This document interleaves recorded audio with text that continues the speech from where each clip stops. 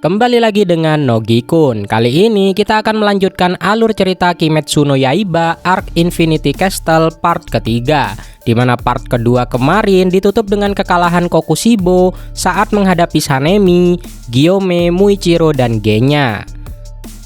Saat ini Kiriya Ubuyashiki menyadari bahwa para pembasmi iblis tidak akan sempat mencapai tempat Muzan berada, dan Tamayo kemungkinan tidak akan mampu menahan Muzan lebih lama lagi. Saat itu Kiriya mendapatkan kabar bahwa pasukan pertama pembasmi iblis sudah mencapai lokasi Muzan, dan pasukan kedua juga hampir sampai di sana. Ia segera mengeluarkan perintah agar semua pasukan menahan diri dan tidak mendekati Muzan. Ia mengatakan bahwa mereka harus menunggu para Hashira tiba terlebih dahulu. Saat itu pasukan pertama berdiri di depan kapsul daging tempat Muzan terkunci bersama Tamayo. Mereka melihat bahwa mereka tidak bisa menjangkaunya karena kapsul tersebut tergantung di atas jurang yang dalam di Kastil Infinity. Kapsul itu ditahan oleh tonjolan daging dari kapsul itu sendiri. Salah satu anggota pembasmi iblis mengusulkan untuk memotong tonjolan daging tersebut. Namun meski diperingatkan oleh anggota lain bahwa mereka harus mematuhi perintah Kiriya, anggota itu bersikeras ingin membantu sebelum para Hashira datang. Namun ia langsung terhenti ketika Muzan tiba-tiba melompat keluar dari kapsul dan menebasnya. Dalam hitungan detik, Muzan membantai seluruh pasukan pertama. Kiriya kembali menegaskan perintah agar semua pasukan menjaga jarak karena mereka hanya akan menjadi makanan bagi Muzan untuk memulihkan kekuatannya. Namun peringatan itu sia-sia karena seluruh pasukan sudah dibunuh. Bahkan burung gagak pengantar pesan juga dibunuh Muzan hanya dengan satu tebasan saja. Muzan berkata bahwa setelah hidup selama 1000 tahun, ia kehilangan rasa nikmat dari makanan. Tetapi kini saat ia lapar, rasa manusia yang ia makan terasa sangat lezat. Ia berterima kasih kepada Kagaya Ubuyashiki karena tanpa sadar telah menyediakan pesta untuknya. Muzan mengatakan ia tidak tahu siapakah anak Ubuyashiki yang kini menjadi pemimpin korps pembasmi iblis. Tetapi orang itu cukup hebat. Ia bahkan berpikir untuk menjadikan pemimpin baru itu sebagai iblis pengganti bawahannya yang sudah mati, jika dia bersedia tunduk kepadanya. Sementara itu, mulut yang muncul di telapak tangan Muzan selesai memakan sesuatu, dan Muzan mengangkat kepala Tamayo yang telah dipenggal. Kiriya segera memerintahkan pasukan kedua untuk mundur agar Muzan tidak bisa memulihkan kekuatannya lebih banyak lagi dengan memakan manusia. Muzan mengejek Tamayo. Dia mengklaim bahwa obat buatan Tamayo untuk menyembuhkan iblis dan mengubah mereka kembali menjadi manusia telah gagal. Tamayo membalas bahwa hari ini adalah hari di mana Muzan akan dikirim ke neraka. Muzan menanggapi dengan dingin bahwa ratusan orang pernah mengatakan hal yang sama, tetapi tak satu pun yang menjadi kenyataan. Tamayo memintanya untuk mengembalikan suami dan anak-anaknya, tetapi Muzan menatapnya dingin dan berkata bahwa jika begitu Tamayo bisa ikut mati dan menyusul keluarganya. Lalu ia menghancurkan kepala Tamayo dengan tangannya. Yushiro yang sedang berlari langsung terjatuh ke tanah saat hal itu terjadi. Dia mencakar lantai dan menggertakkan giginya penuh amarah atas kematian dari Tamayo. Muzan lalu membantai pasukan kedua juga dengan mudah, menebas mereka semua dalam satu gerakan. Sementara Kiriya memerintahkan mereka untuk mundur dan bertanya tentang keberadaan Giyu. Muzan berkata bahwa tidak ada satupun dari mereka yang berguna baginya. Lalu ia mengatakan bahwa malam ini ia akan mengakhiri korps pembasmi iblis sambil menyeringai jahat. Kiriya Ubuyashiki panik dan sangat menyesali kehilangan besar yang telah terjadi. Banyak pembasmi iblis telah tewas di tangan Muzan Kibutsuji yang baru saja bangkit kembali. Ia menyalahkan dirinya sendiri atas kegagalan tersebut. Kiriya mulai kehilangan fokus terhadap keadaan di sekitarnya dan diliputi ketakutan bahwa semua usaha selama bertahun-tahun, baik dari para pendahulunya maupun semua pembasmi iblis yang telah mengorbankan nyawanya, kini telah sia-sia. Namun di momen itu Kuina menampar Kiriya hingga ia tersadar dari lamunannya. Hal ini mengejutkan Kanata. Lalu Kuina berteriak kepada Kiriya yang menjabat sebagai Oyakata dan memintanya untuk kembali sadar dan segera memberi perintah berikutnya karena pertarungan masih terus berlangsung. Kirya menyadari bahwa ayah dan leluhurnya pasti pernah menghadapi tekanan serupa.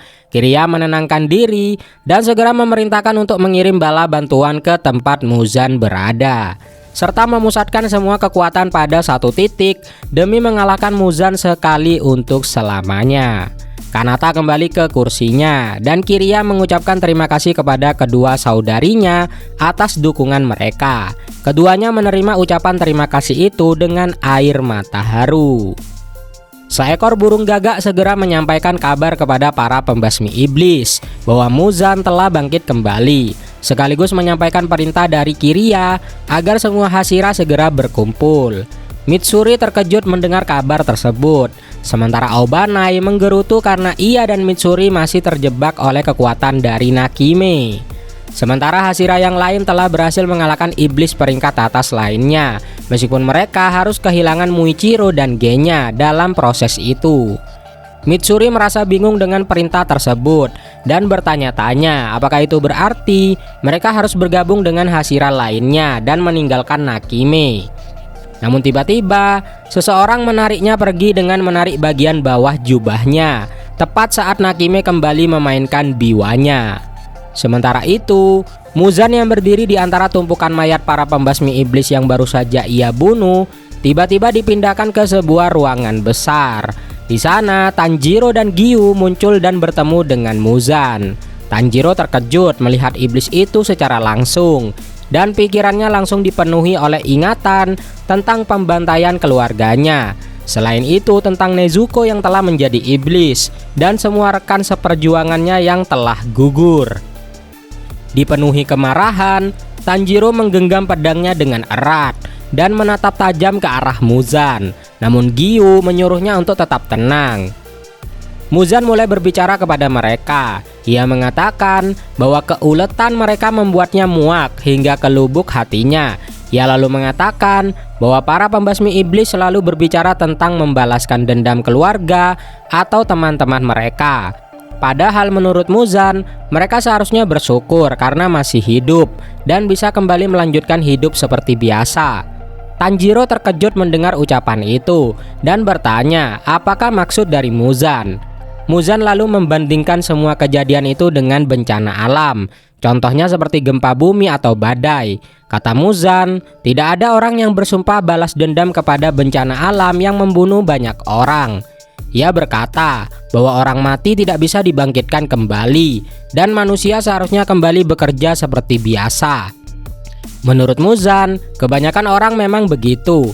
Dan satu-satunya alasan para pembasmi iblis tidak bersikap demikian karena mereka adalah orang-orang aneh. Dan ia sudah muak berurusan dengan orang-orang seperti itu. Muzan mengatakan bahwa justru dialah yang paling ingin semua ini segera berakhir. Mendengar semua itu, Tanjiro akhirnya mencapai titik puncak kemarahannya. Dengan suara yang tenang namun penuh amarah membara, ia berkata bahwa Muzan adalah makhluk yang tidak pantas untuk terus hidup di dunia ini. Saat Tanjiro menatap langsung ke arah Muzan, ia menyadari bahwa inilah pertama kalinya ia merasakan amarah sebesar ini terhadap makhluk hidup manapun. Ia tahu bahwa Muzan tidak akan bisa dikalahkan hanya dengan memenggal kepalanya. Dan satu-satunya cara untuk benar-benar menghabisi Muzan adalah dengan menyeretnya keluar ke bawah sinar matahari.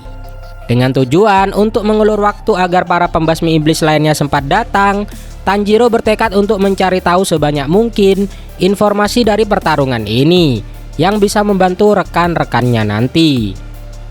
Tiba-tiba Muzan mengayunkan senjata yang tumbuh dari tubuhnya ke arah Tanjiro dan Giyu Tomioka. Keduanya berhasil menghindar. Muzan melihat ke arah salah satu senjata itu dan mengagumi kekuatan dari bentuk barunya, lalu meluncurkan serangan yang jauh lebih ganas. Giyu nyaris tidak bisa menahan serangan itu dengan jurus ketenangan. Ia menyadari bahwa kecepatan serangan Muzan sangat tinggi dan senjata dari tangannya itu tajam seperti pedang. Tanjiro tidak mampu mengikuti kecepatan serangan tersebut dan hanya bisa menghindar dengan nalurinya. Tetapi ia tetap mencoba mendekati Muzan dengan melewati sela-sela tangan Muzan. Ia hampir berhasil, namun Muzan menebasnya dan melukai mata Tanjiro. Gyu segera datang dan menarik Tanjiro menjauh dari Muzan, memperingatkannya agar tidak mendekat.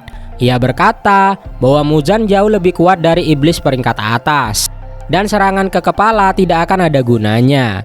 Ia juga menyesalkan bahwa ruangan itu tidak memiliki perlindungan, dan pintu dijaga oleh Muzan. Gyu mencoba melindungi Tanjiro, sementara Muzan menyadari strategi mereka. Ia mengatakan bahwa sinar matahari tidak dapat masuk ke dalam kastil Infinity dan bertanya apakah 3 Hashira saja cukup untuk mengalahkannya. Tanjiro dan Gyu terkejut dengan jumlah itu. Lalu Muzan mengklaim bahwa Obanai dan Mitsuri telah dibunuh oleh Nakime karena ia melihatnya melalui mata Nakime sendiri. Selanjutnya mereka menghindari serangan dari Muzan dan Tanjiro memaksa dirinya agar tidak menjadi beban meskipun matanya terluka. Ia mencoba menggunakan indera penciumannya, tetapi ia terkejut karena serangan Muzan terlalu cepat hingga ia tidak bisa mencium bau apapun. Nafasnya mulai kacau dan akibat kehilangan satu mata membuatnya menabrak dinding di sisi kanannya. Gyu memanggil Tanjiro dengan cemas saat Muzan menyerang lagi, dan ia nyaris tak sempat menahan serangan yang mengarah ke Tanjiro. Tiba-tiba Mitsuri menerobos masuk dengan menghancurkan dinding di belakang Muzan. Muzan dan Gyu terkejut karena ternyata Mitsuri masih hidup. Ia langsung melancarkan pernapasan cinta bentuk ke-6, angin cakar kucing penuh cinta. Tetapi ia kaget karena serangannya sama sekali tidak bisa melukai Muzan, bahkan tidak meninggalkan goresan sedikit pun. Obanai lalu muncul dan mengangkat Tanjiro, menyuruhnya mundur agar tidak menjadi beban. Tanjiro merasa sangat lega karena Obanai dan Mitsuri ternyata masih hidup. Obanai bahkan terkejut mendengar ucapan dari Tanjiro, lalu menyuruhnya untuk fokus menjaga dirinya dulu. Muzan memperhatikan mereka dan bingung bagaimana kedua Hashira yang ia yakini sudah mati bisa muncul kembali. Ia berteriak memanggil Nakime dan menuntut penjelasan. Tetapi tiba-tiba Yushiro mengatakan bahwa ia yang mengontrol penglihatan Nakime. Dengan segel di wajah Nakime dan tangannya tertanam di pelipis perempuan itu. Yushiro telah memanipulasi penglihatan dari Nakime. Karena itulah Nakime bisa memperlihatkan pada Muzan bahwa Obanai dan Mitsuri sudah mati, padahal sebenarnya mereka masih hidup. Kastil mulai bergetar hebat, dan Yushiro dengan mata berlinang air mata berseru bahwa Muzan telah melakukan dosa terbesar di dunia dengan membunuh Tamayo. Ia bersumpah akan menghapus Muzan dari muka bumi. Selanjutnya para Hashira bertarung melawan Muzan Kibutsuji. Namun lokasi pertarungan mereka terus berubah-ubah secara acak di dalam kastil Infinity. Mitsuri Kanroji mulai merasa pusing karena perubahan yang terus-menerus ini. Muzan menggeram marah ke arah mereka, dan Mitsuri yang merupakan Hashira cinta pun ketakutan dan berharap Gyome segera datang untuk membantu. Mitsuri menyadari bahwa rencana Yushiro agar mereka pura-pura mati kini telah gagal total, dan bahwa Gyu serta Tanjiro sebenarnya berada dalam bahaya yang jauh lebih besar dari yang mereka duga. Mitsuri mengingat kembali penjelasan dari Yushiro tentang rencananya. Saat itu Yushiro mengatakan padanya untuk bekerja sama jika dia bukan orang bodoh.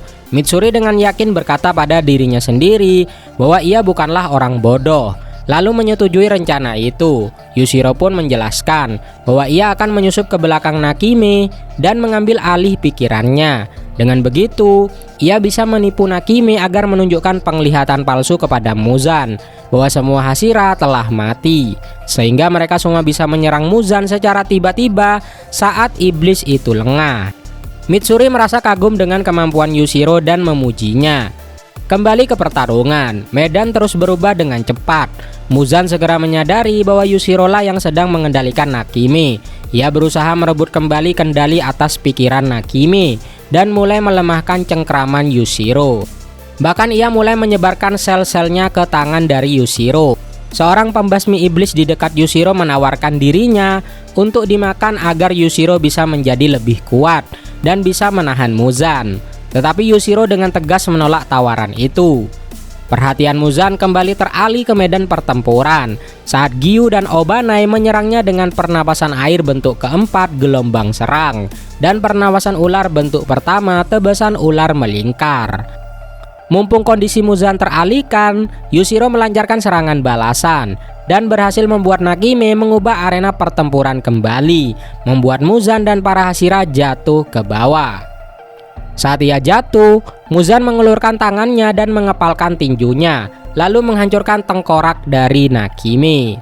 Menyadari bahwa kastil akan runtuh, Yushiro segera mencoba memindahkan semua pembasmi iblis keluar sebelum semuanya hancur. Lantai muncul kembali di bawah kaki mereka, dan para pembasmi iblis melanjutkan pertarungan melawan Muzan. Mereka terus menghindari serangannya. Tanjiro terkena salah satu serangan Muzan dan bahu kanannya mulai berdarah. Kastil mulai bergetar hebat, dan Obanai merasakan bahwa kehancuran total akan segera terjadi. Dan jika itu terjadi, hanya Muzan yang akan selamat. Mitsuri menyadari bahwa seluruh lantai sedang terdorong ke atas. Saat itu Muzan kembali menyerangnya. Mitsuri lengah dan hampir celaka. Lalu Obanai kembali menyelamatkannya dengan mendorongnya ke samping. Tanjiro yang melihat kejadian itu segera maju dan mengayunkan pedangnya. Ia melemparkan pedang milik pembasmi iblis yang lain yang sudah patah, dan senjata itu menancap langsung ke kepala Muzan. Serangan itu mengejutkan Muzan dan membuatnya semakin marah. Akhirnya kastil Infinity menembus permukaan tanah dan meledak keluar, melemparkan seluruh orang yang ada di dalamnya keluar menuju permukaan. Tanjiro perlahan membuka matanya dan melihat langit malam membentang di atasnya. Ia akhirnya sadar bahwa mereka semua telah kembali ke permukaan setelah Yushiro berhasil memindahkan mereka keluar dari kastil Infinity. Namun saat menyadari bahwa mereka berada di tengah kota, Tanjiro langsung panik. Jika pertempuran berlanjut di sini, banyak warga sipil yang bisa menjadi korban. Di tempat lain, Kiriya Ubuyashiki tampak berkeringat cemas. Ia berkata bahwa pembasmi iblis terlempar jauh lebih dari yang ia perkirakan. Ia lalu bertanya kepada adik-adiknya berapa lama lagi waktu sampai matahari terbit. Sang adik menjawab, masih 1,5 jam lagi. Mata Kiriya terbelalak. Waktu yang tersisa masih terasa sangat lama. Seekor gagak muncul dan memberitahu semua pembasmi iblis berapa lama lagi fajar akan tiba. Mendengar itu, Tanjiro langsung melihat sekelilingnya, memastikan kondisi para Hashira yang sebelumnya bersamanya. Ia merasa lega saat melihat semuanya masih hidup, dan ia pun mulai bergerak lagi, mencoba mencium jejak keberadaan Muzan. Tiba-tiba Muzan Kibutsuji meledak keluar dari tumpukan reruntuhan, melemparkan batu dan puing ke segala arah. Dengan penuh amarah, ia mengejek para pembasmi iblis dan menantang mereka. Kalau bisa, tahan aku sampai matahari terbit. Ia lalu meluncurkan serangan besar-besaran. Para Hashira menghindar dengan cepat dan melancarkan serangan balasan. Obanai menggunakan pernapasan ular bentuk ketiga, jeratan melingkar. Lalu Mitsuri dengan pernapasan cinta bentuk kedua, gelombang rindu. Dan Giyu dengan pernapasan air bentuk ke-8, kolam air terjun. Obanai berhasil menebas leher Muzan, tetapi ia terkejut saat melihat pedangnya menembus leher Muzan tanpa meninggalkan luka. Ia segera menyadari bahwa Muzan langsung beregenerasi begitu ia terluka. Muzan kemudian menyerang semua Hashira sekaligus, tetapi para pembasmi iblis muda berlari masuk dan mendorong para Hashira keluar dari jalur serangan Muzan. Mereka ingin membalas kebaikan para Hashira yang telah melindungi mereka selama ini, dan ingin memberikan kesempatan bagi yang benar-benar bisa mengalahkan Muzan untuk tetap bertahan hidup. Para prajurit muda itu menyerbu Muzan, tetapi langsung dihantam dan terpental oleh kekuatan luar biasa dari sang Raja Iblis. Para Hashira hanya bisa menyaksikan dengan ngeri saat para junior mereka mati satu persatu demi melindungi mereka. Tanjiro yang ingin ikut bertarung lagi mencoba berdiri, namun tubuhnya ambruk ke tanah. Ia batuk darah dan merasakan rasa sakit luar biasa menyebar ke seluruh tubuhnya.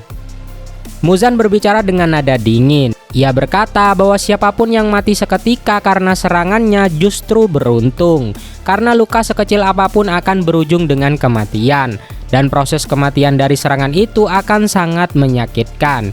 Ia menunjuk ke arah Tanjiro yang kini terbaring menggeliat di tanah. Tanjiro kesakitan dengan benjolan seperti tumor tumbuh di sisi kanan wajahnya. Dengan suara datar, Muzan menjelaskan bahwa ia mencampurkan darahnya ke dalam setiap serangannya. Tetapi kadar darah dalam serangan barunya terlalu tinggi, dan itu bukan untuk mengubah korban untuk menjadi iblis, melainkan untuk meracuni mereka.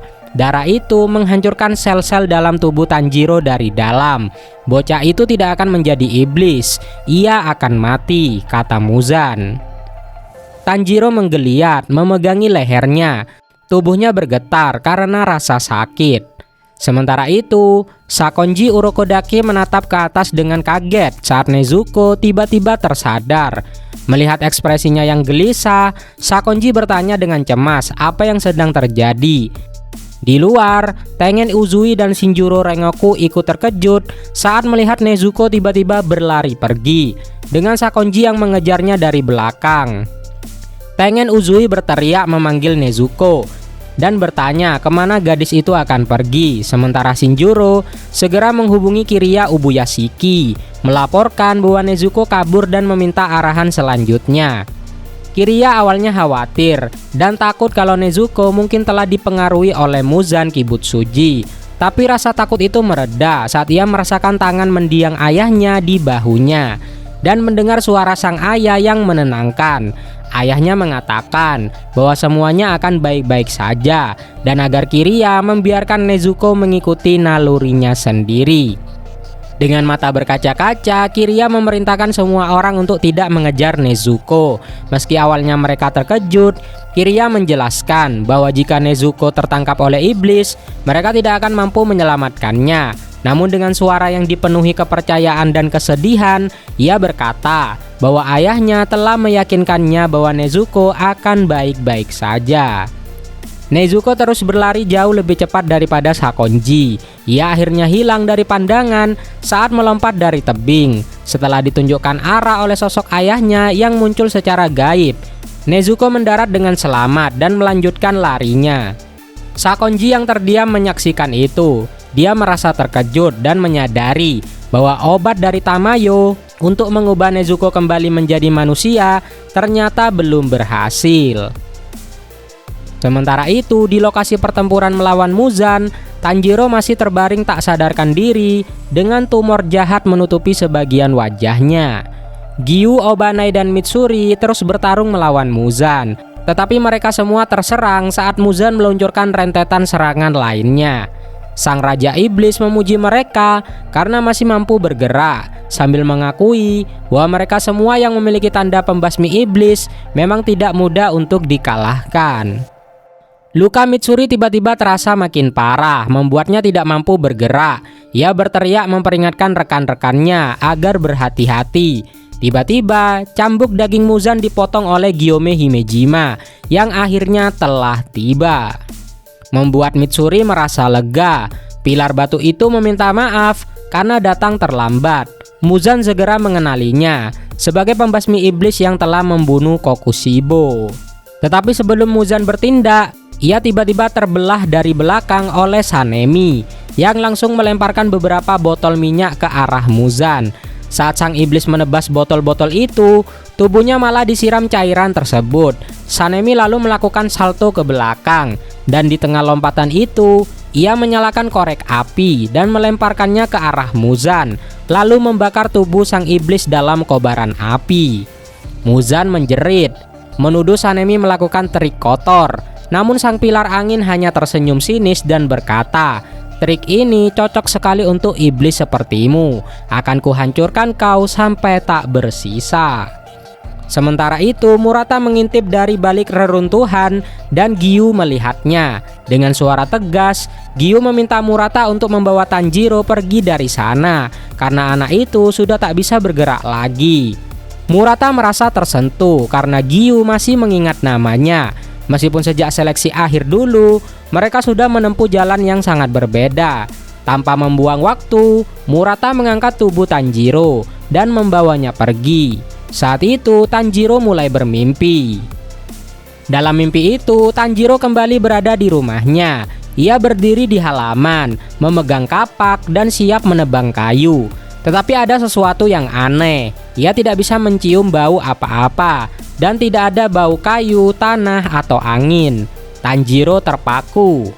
Setelah tidak sadarkan diri, kesadaran Tanjiro Kamado terbangun dan ia menemukan dirinya berada di sebuah rumah asing. Ia heran, rumah itu terlihat sangat mirip dengan rumahnya sendiri. Saat itu Tanjiro berdiri kebingungan, mencoba memahami apa yang sedang terjadi. Ia melihat seorang pria duduk di bawah pohon dan membungkuk penuh hormat kepadanya. Tanjiro pun segera menyadari bahwa pria itu adalah pendekar pedang legendaris, sang pengguna napas asli, Yorichi Sugikuni. Sementara itu, Murata dengan panik mencoba menyadarkan tubuh fisik Tanjiro. Ia mencoba mendengarkan detak jantungnya, namun Tanjiro sudah tidak bernapas dan jantungnya pun berhenti berdetak. Seorang pembasmi iblis lain menemukan Murata dan membawanya untuk membantu mencari keberadaan Yushiro, berharap Yushiro bisa menyelamatkan Tanjiro. Kembali ke mimpi dari Tanjiro, Yorichi memberitahu Tanjiro bahwa ia datang hanya untuk menyampaikan isi hatinya, karena ia ingin ada seseorang yang mendengarkan ceritanya. Tanjiro bertanya-tanya apakah ini ada hubungannya dengan bentuk ke-13 dari nafas matahari. Tiba-tiba ia berbicara seolah-olah sudah mengenal Yorichi selama 2 tahun dan senang melihatnya baik-baik saja. Ia juga menyebut Sumire yang saat itu masih bayi dan kini sudah tumbuh besar. Saat itu Tanjiro menyadari ia sedang melihat dan mengalami kenangan dari leluhurnya yang bernama Sumiyoshi Kamado, dan ia sendiri tidak bisa berinteraksi dengan Yorichi secara langsung. Yorichi mengatakan bahwa ia merasa bahagia saat melihat orang lain bahagia juga. Menurutnya, bisa dilahirkan ke dunia ini adalah sebuah berkah. Ia bercerita bahwa ibunya adalah wanita religius dan selalu berdoa agar dunia terbebas dari konflik dan mendoakan agar sinar matahari menyinari telinga anaknya. Karena dulu Yorichi dianggap tuli dan tidak bisa bicara. Ia merasa menyesal karena tidak bisa membuat ibunya tenang saat itu. Saudaranya yang bernama Michikatsu adalah anak yang baik hati dan selalu mencemaskannya. Bahkan saat harus menerima amarah dari ayah mereka, Michikatsu pernah memberinya sebuah seruling buatan tangan sendiri. Saat ibunya meninggal, Yorichi kabur dari rumah karena ia tahu dirinya tidak diinginkan dan bahwa ia akan dijadikan seorang biksu. Ia ingin memastikan Michikatsu menjadi pewaris keluarga. Ia berlari seharian, tetapi kakinya tidak pernah terasa lelah. Dalam pelariannya, Yorichi bertemu dengan seorang gadis kecil yang berdiri sendirian di sawah. Saat itu ia bertanya apa yang sedang dilakukan gadis itu. Si gadis dengan sedih berkata bahwa seluruh keluarganya meninggal karena sebuah wabah, dan ia hanya ingin membawa pulang ke Cebong sebagai teman barunya.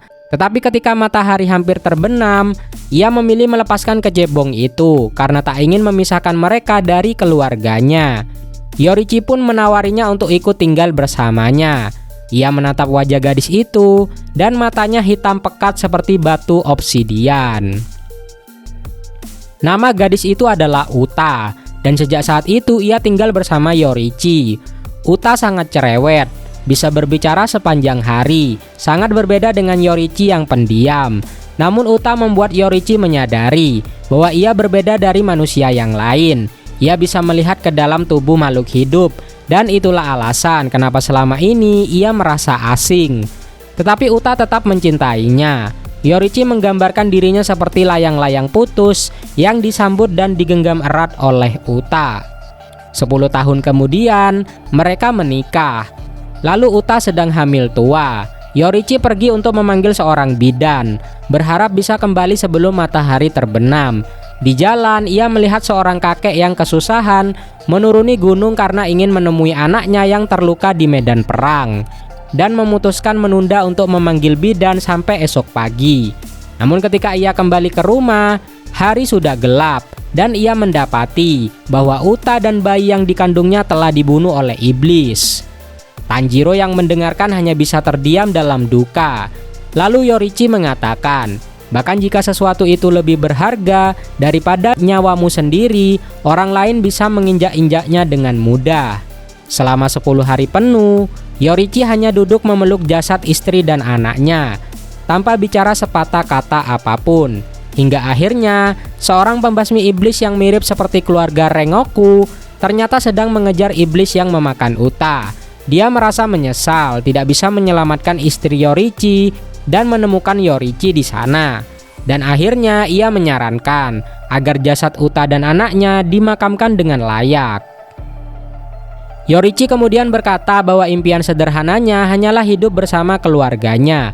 Walau hanya di rumah kecil, ia ingin melihat wajah istri dan anaknya dan meraih tangan mereka. Tetapi impian itu tak akan pernah tercapai. Dengan sedih ia berkata, iblis ada di dunia yang seindah ini. Setelah itu, Yorichi pun menjadi pembasmi iblis. Ia menyadari bahwa umat manusia telah lama mengejar para iblis, tetapi tak ada yang menggunakan teknik nafas seperti dirinya. Maka ia mulai mengajarkan teknik pernafasan kepada orang-orang. Mereka yang paling kuat disebut sebagai Hashira, dan teknik nafas itu mulai menyebar, seperti nafas api, angin, air, petir, dan batu. Semua berasal dari nafas matahari.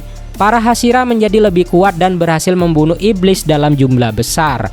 Saudaranya Michikatsu juga bergabung menjadi pembasmi iblis setelah melihat banyak bawahannya mati diserang oleh iblis.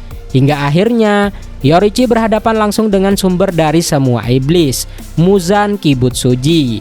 Saat itu Yorichi sadar, aku dilahirkan ke dunia ini dengan satu tujuan, yaitu untuk mengalahkan Muzan. Setelah berhadapan langsung dengan pencipta seluruh iblis, Yorichi Sugikuni langsung merasakan niat membunuh yang begitu kuat dari Muzan. Ia menggambarkannya seperti magma yang mendidih dari gunung berapi yang siap meledak dan melahap segalanya di sekitarnya. Muzan memulai pertempuran dengan dingin, menyatakan bahwa ia sudah tidak tertarik lagi dengan pendekar yang menggunakan teknik pernafasan.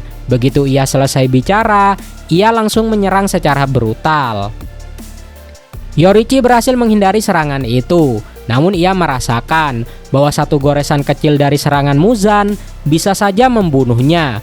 Untuk pertama kali dalam hidupnya, Yorichi merasa takut. Dengan melihat ke dalam dunia transparan, Yorichi bisa melihat bahwa Muzan memiliki 7 jantung dan 5 otak.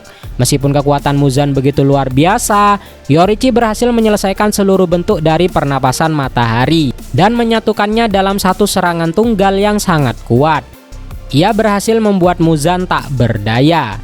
Tanjiro yang menyaksikan semua ini lewat kenangan leluhurnya menyadari bahwa Yorichi telah menciptakan bentuk ke-13 dari pernapasan matahari.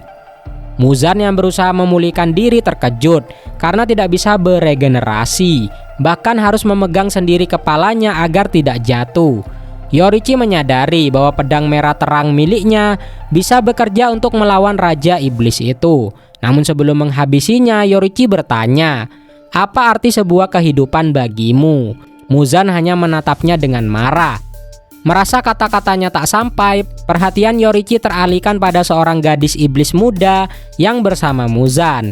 Ia langsung melihat bahwa tatapan gadis itu bukan penuh kekhawatiran terhadap Muzan, melainkan tatapan penuh harapan bahwa dia akan mati. Yorichi memutuskan akan menghadapi gadis itu setelah menghabisi Muzan.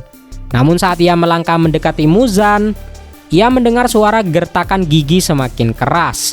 Dan tiba-tiba tubuh Muzan meledak menjadi ribuan potongan kecil. Yorichi yang terkejut hanya berhasil memotong sekitar 1.500 dari 1.800 potongan tersebut. Potongan sisanya berhasil kabur dan memulai beregenerasi di tempat yang lain.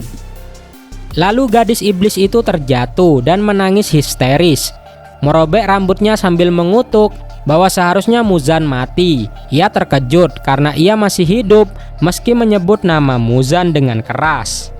Yorichi lalu mendekatinya, lalu menenangkan gadis itu, dan gadis itu mulai memberitahunya siapakah Muzan sebenarnya.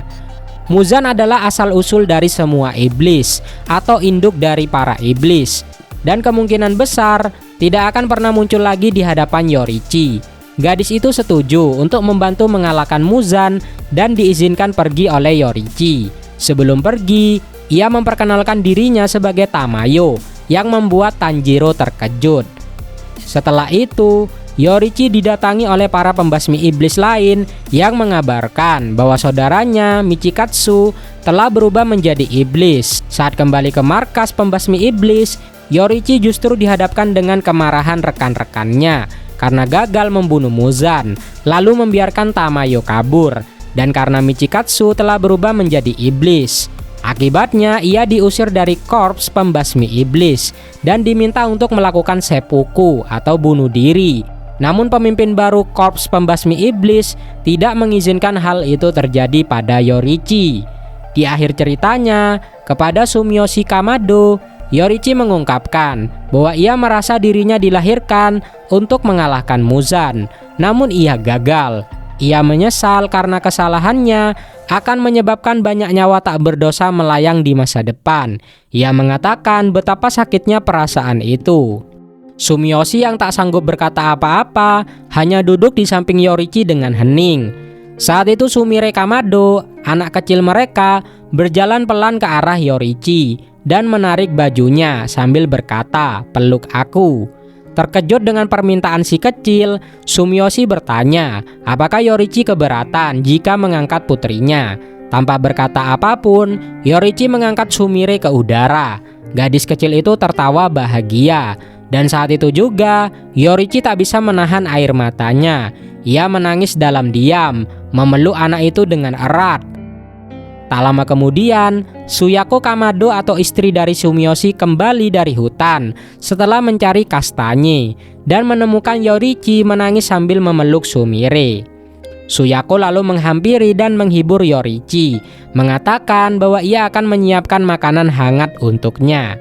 Tanjiro yang menyaksikan semua ini dari dalam kenangan berkata dalam hati bahwa meskipun ia sadar sedang berada di tengah pertempuran hidup dan mati, dan meskipun Yorichi telah mati ratusan tahun yang lalu, Tanjiro sungguh berharap hati Yorichi bisa menemukan kedamaian.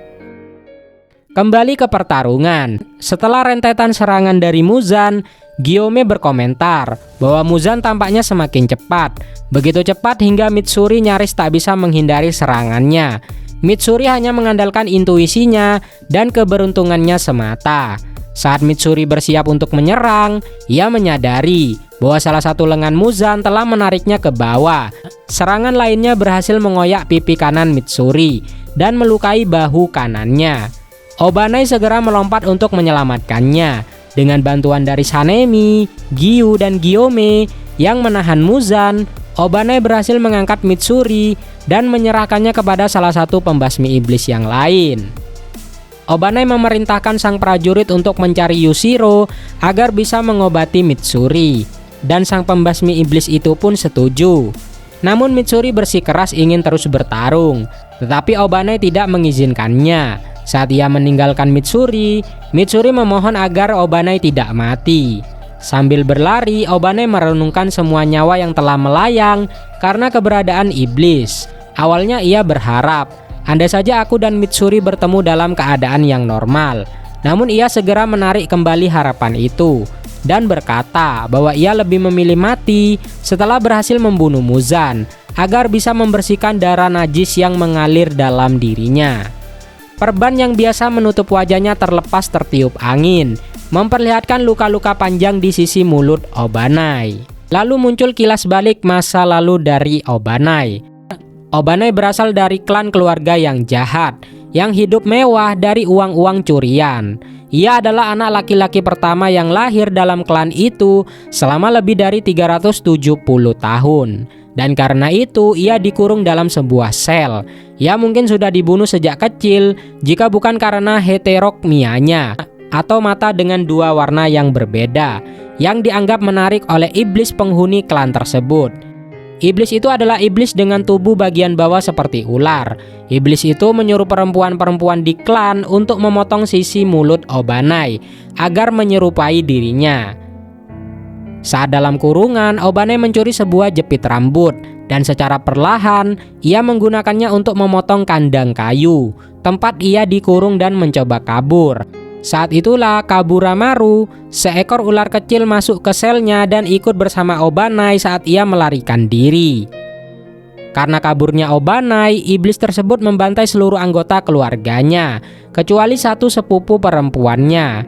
Saat iblis itu hampir membunuh Obanai juga, Shinjuro Rengoku sang Hashira api datang dan memenggal kepala iblis itu.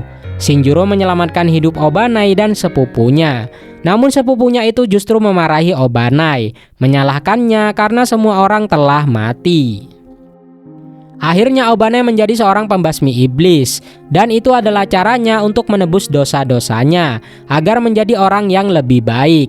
Tetapi jiwa-jiwa keluarganya yang telah mati terus menghantui langkahnya dan membuatnya merasa seperti beban.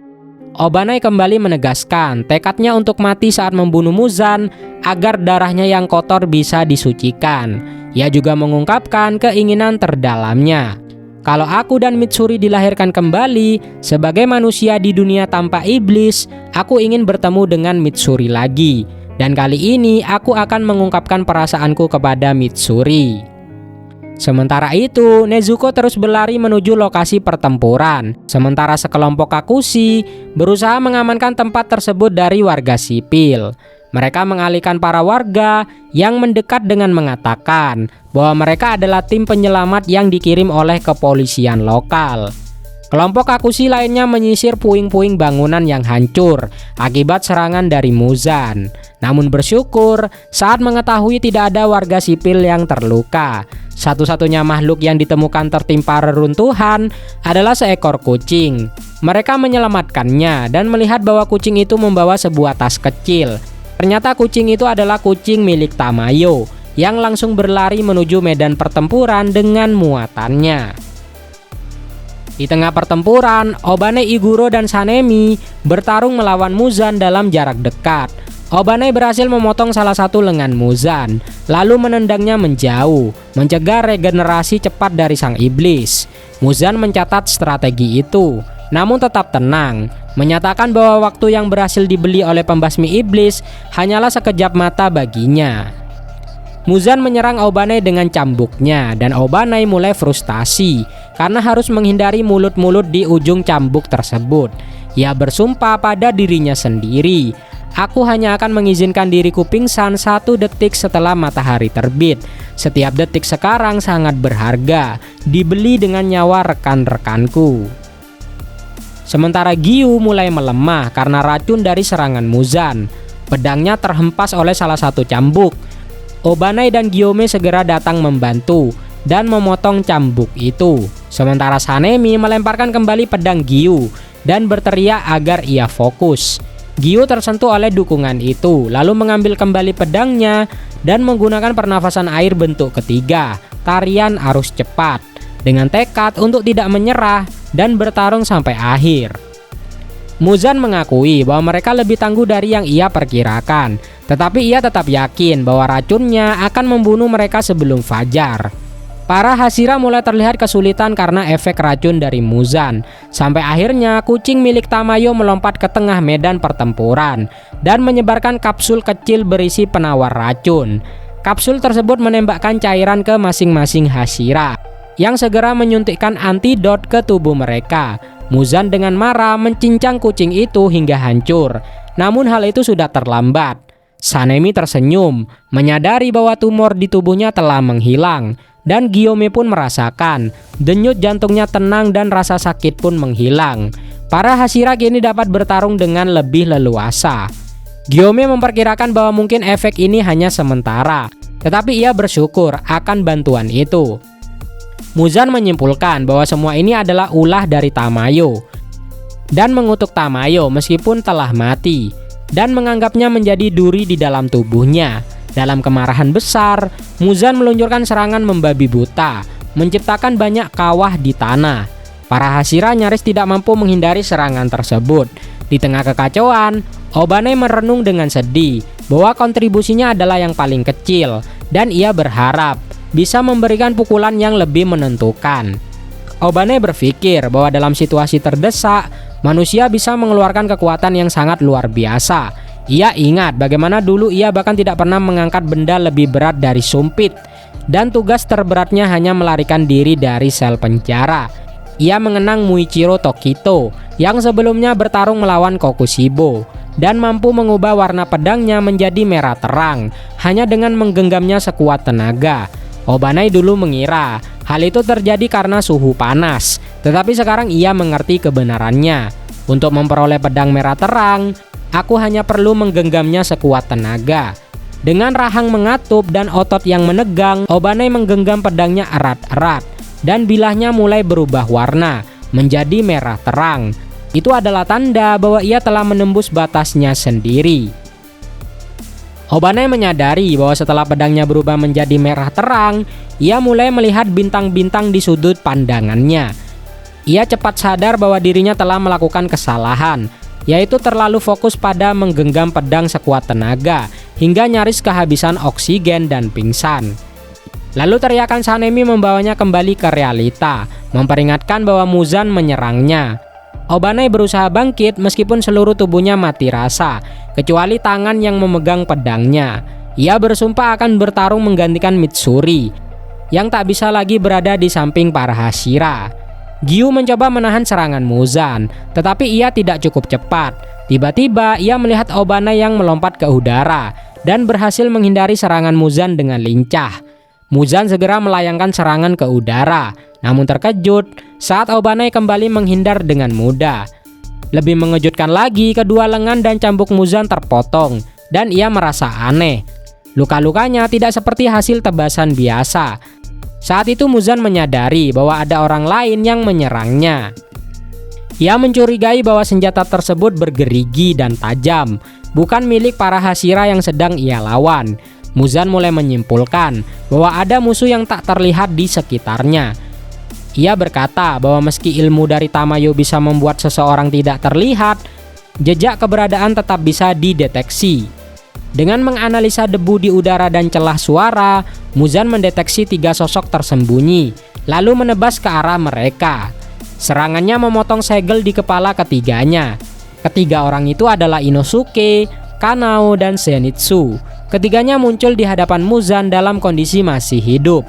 Inosuke dengan gaya khasnya menyombongkan diri bahwa ia tidak akan mati, bahkan memiliki banyak segel cadangan. Namun Muzan langsung membungkamnya dengan serangan cambuk, tetapi serangannya terhenti di tengah jalan sebab Obanai memotong kedua lengannya lagi. Muzan kesal karena regenerasinya menjadi semakin lambat akibat serangan dari pedang merah. Sementara Sanemi merasa yakin mereka akhirnya mulai membuat Muzan kewalahan.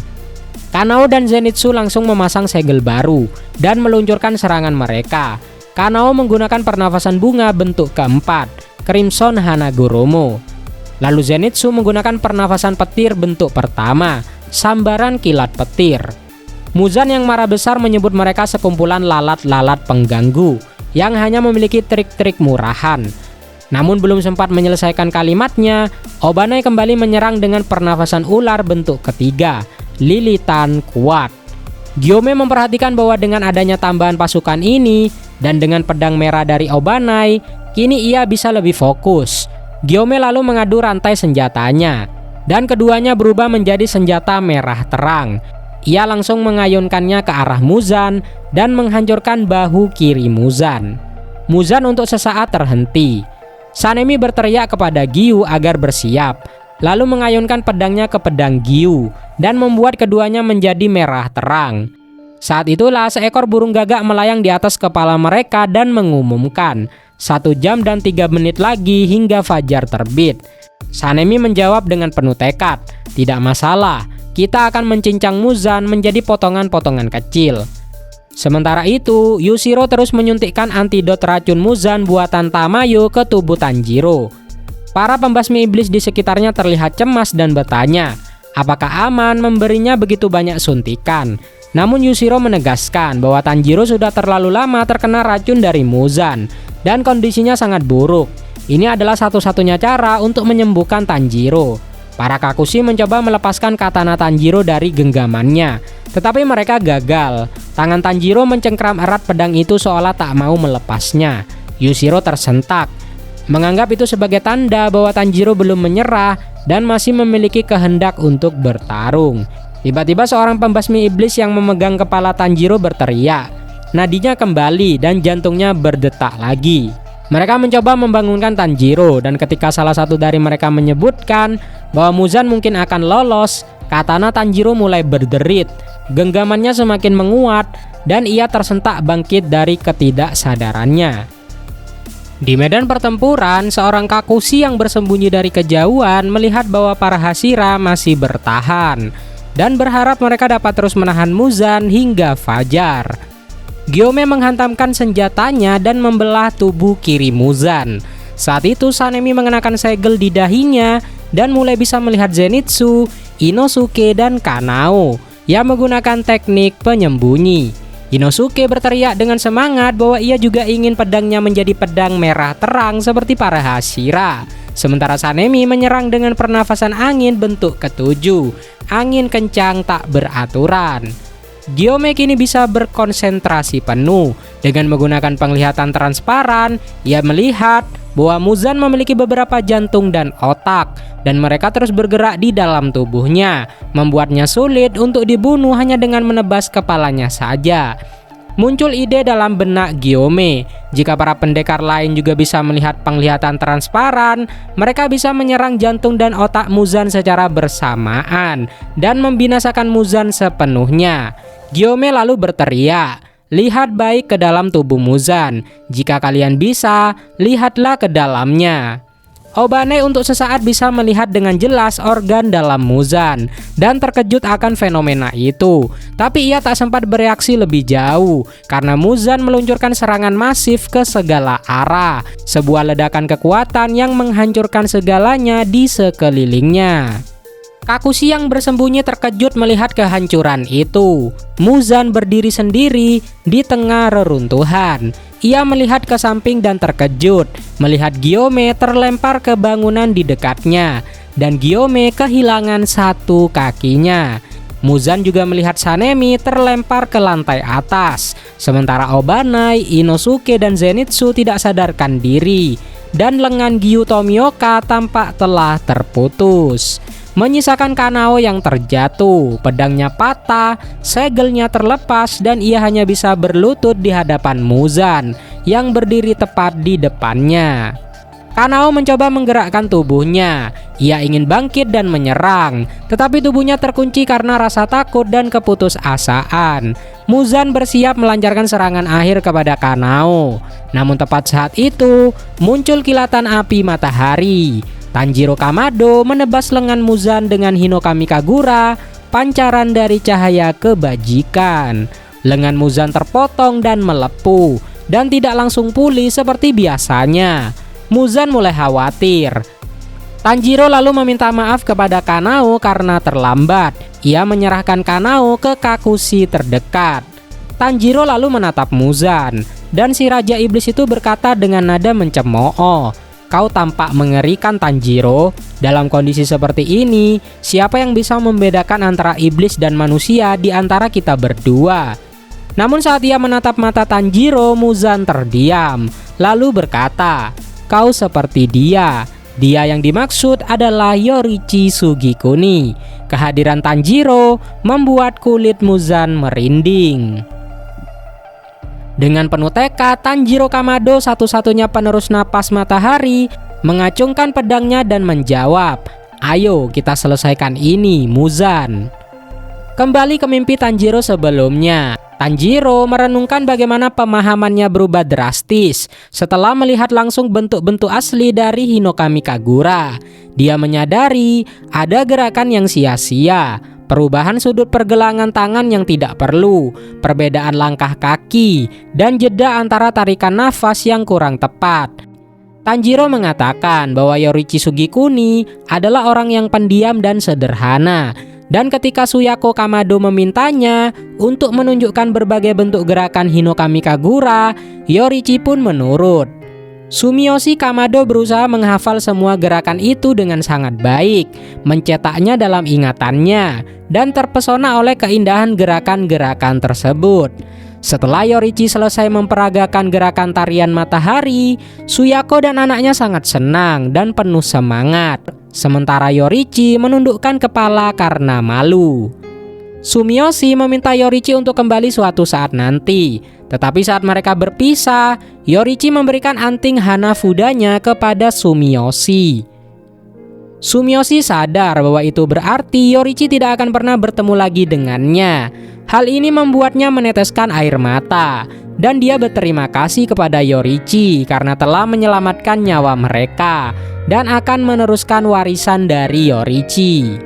Sumiyoshi berteriak bahwa hidup Yorichi sangat berarti dan dia tidak boleh merasa gagal, lalu mengatakan bahwa dia akan mewariskan pernafasan matahari dan anting-anting itu kepada keturunannya nanti.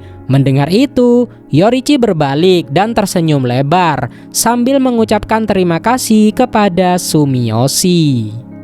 Di masa sekarang, Tanjiro berdiri di depan Muzan Kibutsuji dan mengucapkan terima kasih kepada Yorichi atas tindakannya, termasuk menyelamatkan Tamayo yang karya-karyanya membantu para pembasmi iblis untuk melawan Muzan, serta karena telah menunjukkan teknik pernapasan matahari yang membuat Tanjiro yakin bisa mengalahkan Muzan. Tanjiro merenung bagaimana dia pernah bertanya-tanya tentang apa sebenarnya bentuk ke-13 dan memperhatikan bahwa bentuk pertama dan bentuk ke-12 memiliki nama yang mirip. Dia teringat bahwa ayahnya pernah bilang kalau dia belajar bernafas dengan benar, dia bisa menari selamanya. Kecurigaannya terbukti benar ketika melihat keadaan Muzan saat ini, bahwa melakukan semua 12 bentuk secara berurutan akan membentuk lingkaran yang menghasilkan bentuk ke-13. Tanjiro berencana menyerang Muzan dengan menghubungkan semua bentuk itu dan terus menyerang otak serta jantung Muzan sampai fajar tiba. Tanjiro menyadari jika dia tidak sekuat ayahnya dan Yorichi, dan tubuhnya tak mungkin bertahan sampai pagi.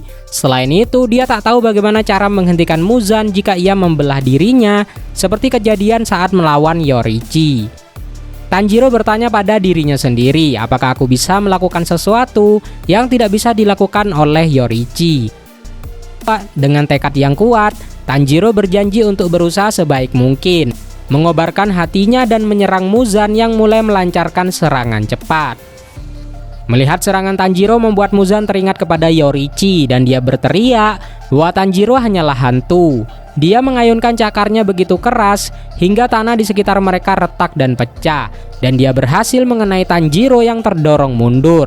Sementara itu Tanjiro menyadari bahwa Muzan bisa mengalahkan semua orang karena dia punya 9 cambuk yang tumbuh dari punggungnya selain dari 2 lengannya, dan 8 cambuk yang lebih cepat tumbuh dari pahanya. Dia menyadari karena Muzan bisa berubah bentuk, maka Tanjiro harus berhenti memikirkan Muzan sebagai satu bentuk tetap agar dia tidak terkejut.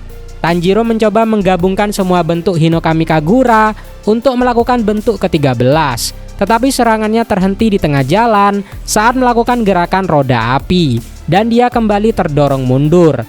Tanpa gentar, Tanjiro berkata bahwa dia akan menghubungkan semua bentuk karena memang itulah cara untuk mengalahkan Muzan, dan dia bertekad untuk berhasil. Muzan menyadari bahwa makhluk hidup bisa mengakses kekuatan tersembunyi dalam diri mereka saat menghadapi kematian. Ia melihat Tanjiro sedang melakukan hal yang sama dalam usahanya untuk menghubungkan 12 bentuk dari teknik pernapasan matahari. Muzan memperhatikan bahwa pedang Tanjiro telah berubah menjadi merah terang, sama seperti pedang para Hashira lainnya. Namun ia tidak khawatir karena menurutnya serangan Tanjiro masih jauh dari kekuatan milik Yorichi Sugikuni. Saat Tanjiro berhasil menghubungkan teknik tarian kepala naga matahari dan roda api, ia sudah menggabungkan 6 dari 12 bentuk. Merasa lelah, Tanjiro mulai terengah-engah dan melambat. Tetapi ia terus memotivasi dirinya untuk fokus 1 detik demi 1 detik sambil menyambungkan teknik pelangi palsu dan pembakar tulang matahari di musim panas. Muzan mulai melihat serangan Tanjiro kehilangan ketepatannya dan menyimpulkan bahwa sebentar lagi pedang merahnya juga akan hilang. Ia menganggap Tanjiro hanyalah pendekar pedang lain yang tak akan pernah bisa menyamai Yorichi, apalagi meniru teknik mengerikan yang dulu pernah melukainya. Muzan lalu melancarkan serangan ke Tanjiro dan berhasil mengenainya, membuat Tanjiro terpental sambil batuk darah. Ketika Muzan mencoba menyerang lagi, Tanjiro nyaris terkena tapi berhasil menghindar. Dengan cepat, Tanjiro kembali berdiri dan melanjutkan usahanya untuk menyatukan semua bentuk pernapasan matahari. Muzan mulai bingung, bertanya-tanya, kenapa ia kesulitan menghadapi seorang manusia lemah yang saat ini terluka. Muzan lalu menyadari bahwa dirinya juga mulai melambat. Pertarungan 1 lawan 1 seharusnya tidak berlangsung selama ini. Ia mulai curiga bahwa ini adalah efek samping dari obat yang disuntikkan oleh Tamayo ke dalam tubuhnya. Karena telah menyerap sel-sel Tamayo, Muzan mencoba mencari sisa-sisa kesadaran Tamayo di dalam pikirannya. Lalu ia menemukan sisa Tamayo dalam wujud kepala yang terpenggal, lalu memegangnya dan bertanya, apa yang sebenarnya telah dilakukan oleh Tamayo, karena ia mengira obat itu hanya mengubah iblis menjadi manusia kembali. Tamayo membenarkan itu, tetapi ia tersenyum licik dan berkata bahwa ia tidak akan memberitahu apakah efek yang lain. Muzan harus mencari tahu sendiri dengan otaknya yang banyak itu, kata Tamayo. Muzan marah dan menghancurkan kepala Tamayo dan mencoba mencari cara yang lain. Muzan membaca ingatan yang tersisa dalam sel-selnya Tamayo. Dalam ingatan itu, ia melihat Tamayo sedang berada di lab bersama Yushiro dan Shinobu Kocho. Muzan mengenali Shinobu sebagai pengguna racun yang pernah melawan Doma. Dalam percakapan itu, Shinobu menyarankan agar mereka mencampurkan 2 racun sekaligus, karena kemungkinan Muzan bisa menahan 1 racun saja. Racun pertama adalah penawar untuk mengubah iblis menjadi manusia, dan racun kedua adalah ramuan penuaan yang dibuat oleh Tamayo, yang bisa membuat tubuh korbannya menua 50 tahun setiap menitnya. Muzan pun terkejut menyadari bahwa dirinya kesulitan melawan Tanjiro dan para Hashira karena tubuhnya sibuk melawan proses penuaan. Ia mencoba menghitung berapa lama proses ini berlangsung. Telah hampir 5 jam sejak ia disuntik, dan ramuan penuaan mulai berefek sejak 3 jam yang lalu. Artinya selama pertempuran ini, Muzan telah menua 9.000 tahun. Ia baru sadar sekarang bahwa warna rambutnya tidak kembali seperti semula, dan sekarang berwarna putih. Padahal seharusnya itu bisa menjadi sebuah pertanda. Tiba-tiba seekor burung gagak terdengar berteriak bahwa matahari akan terbit dalam 59 menit lagi. Tanjiro terus melanjutkan serangannya dengan menggunakan teknik kabut panas matahari, cahaya kebajikan, langit biru cerah, roda api, amukan matahari, dan tarian api. Muzan berteriak menyuruh Tanjiro berhenti melompat-lompat, lalu menyerangnya lagi dengan ganas. Tetapi Tanjiro menghindar dengan pelangi palsu, lalu melanjutkan dengan menari transformasi matahari terbenam, pembakar tulang matahari di musim panas, tarian kepala naga halo matahari, dan tombak bunga matahari. Akhirnya Tanjiro berhasil menghubungkan semua 12 bentuk teknik pernapasan matahari. Dengan harapan baru, ia memutuskan untuk terus mengulanginya hingga fajar menyingsing dengan kecepatan dan ketepatan yang semakin tinggi. Yushiro dan beberapa pembasmi iblis bergerak menuju tubuh dari Cacamaru yang rusak parah. Yushiro menyambungkan kembali kepala kucing itu ke tubuhnya, lalu menggendongnya dengan berhati-hati sambil menunggu pemulihannya. Para pembasmi iblis yang bersamanya terkejut dan bertanya, apakah Cacamaru juga seekor iblis? Yushiro menjawab iya, dan mengatakan bahwa ia telah mengubahnya menjadi iblis sesaat sebelum pertempuran ini dimulai. Dengan nada kesal, Yushiro menyuruh mereka berhenti melamun dan segera membantu para korban yang terluka.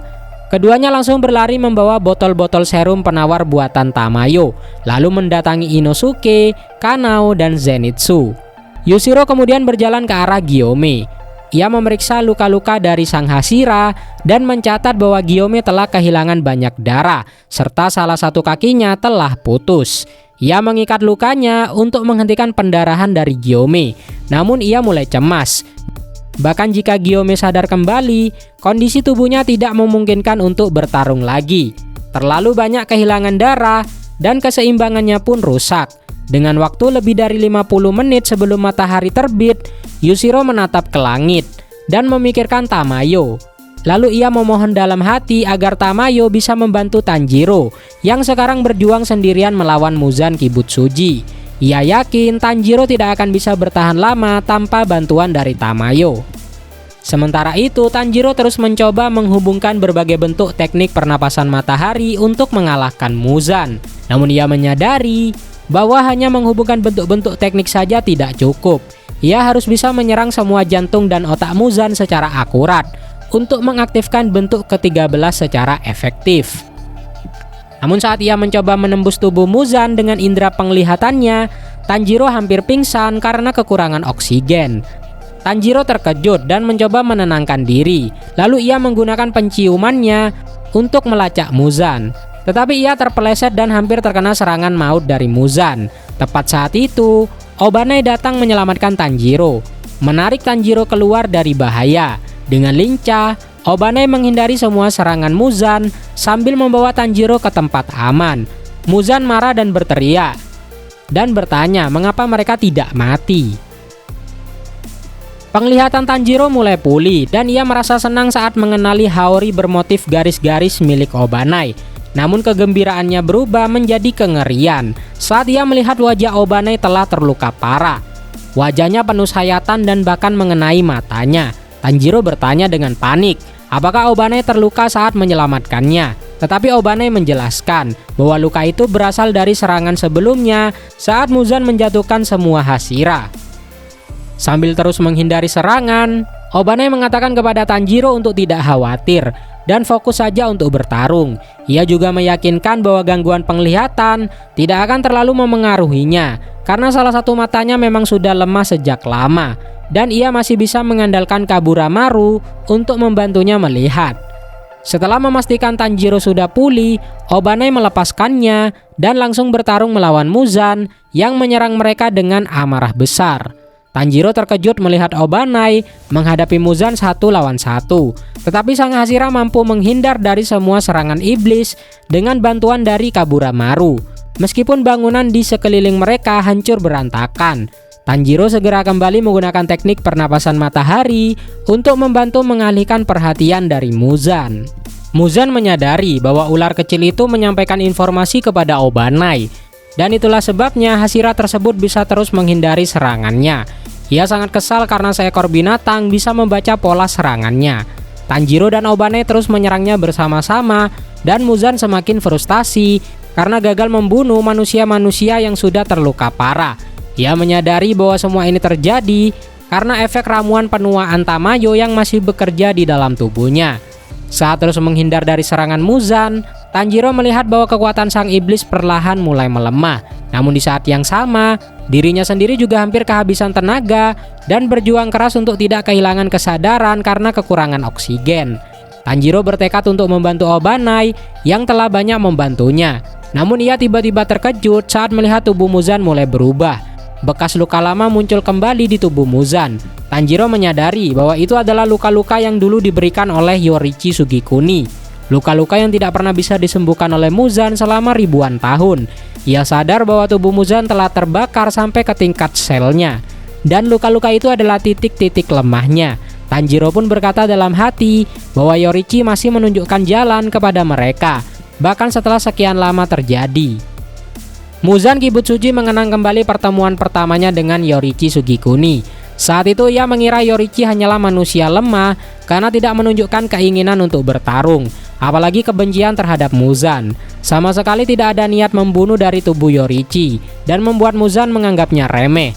Namun yang terjadi justru sebaliknya. Muzan sama sekali tak menyangka Yorichi bisa memotong kepalanya dan melukainya begitu parah. Sampai tubuhnya bahkan sampai ke tingkat sel masih terasa seperti terbakar oleh sinar matahari hingga sekarang. Ia mengaku itu adalah sesuatu yang benar-benar di luar dugaan siapapun. Muzan menyimpulkan bahwa Yorichi lah monster yang sebenarnya, bukanlah dirinya. Tanjiro Kamado kembali menyemangati dirinya sendiri, menyadari bahwa Muzan semakin kelelahan dan luka-lukanya mulai tampak sebagai titik lemah.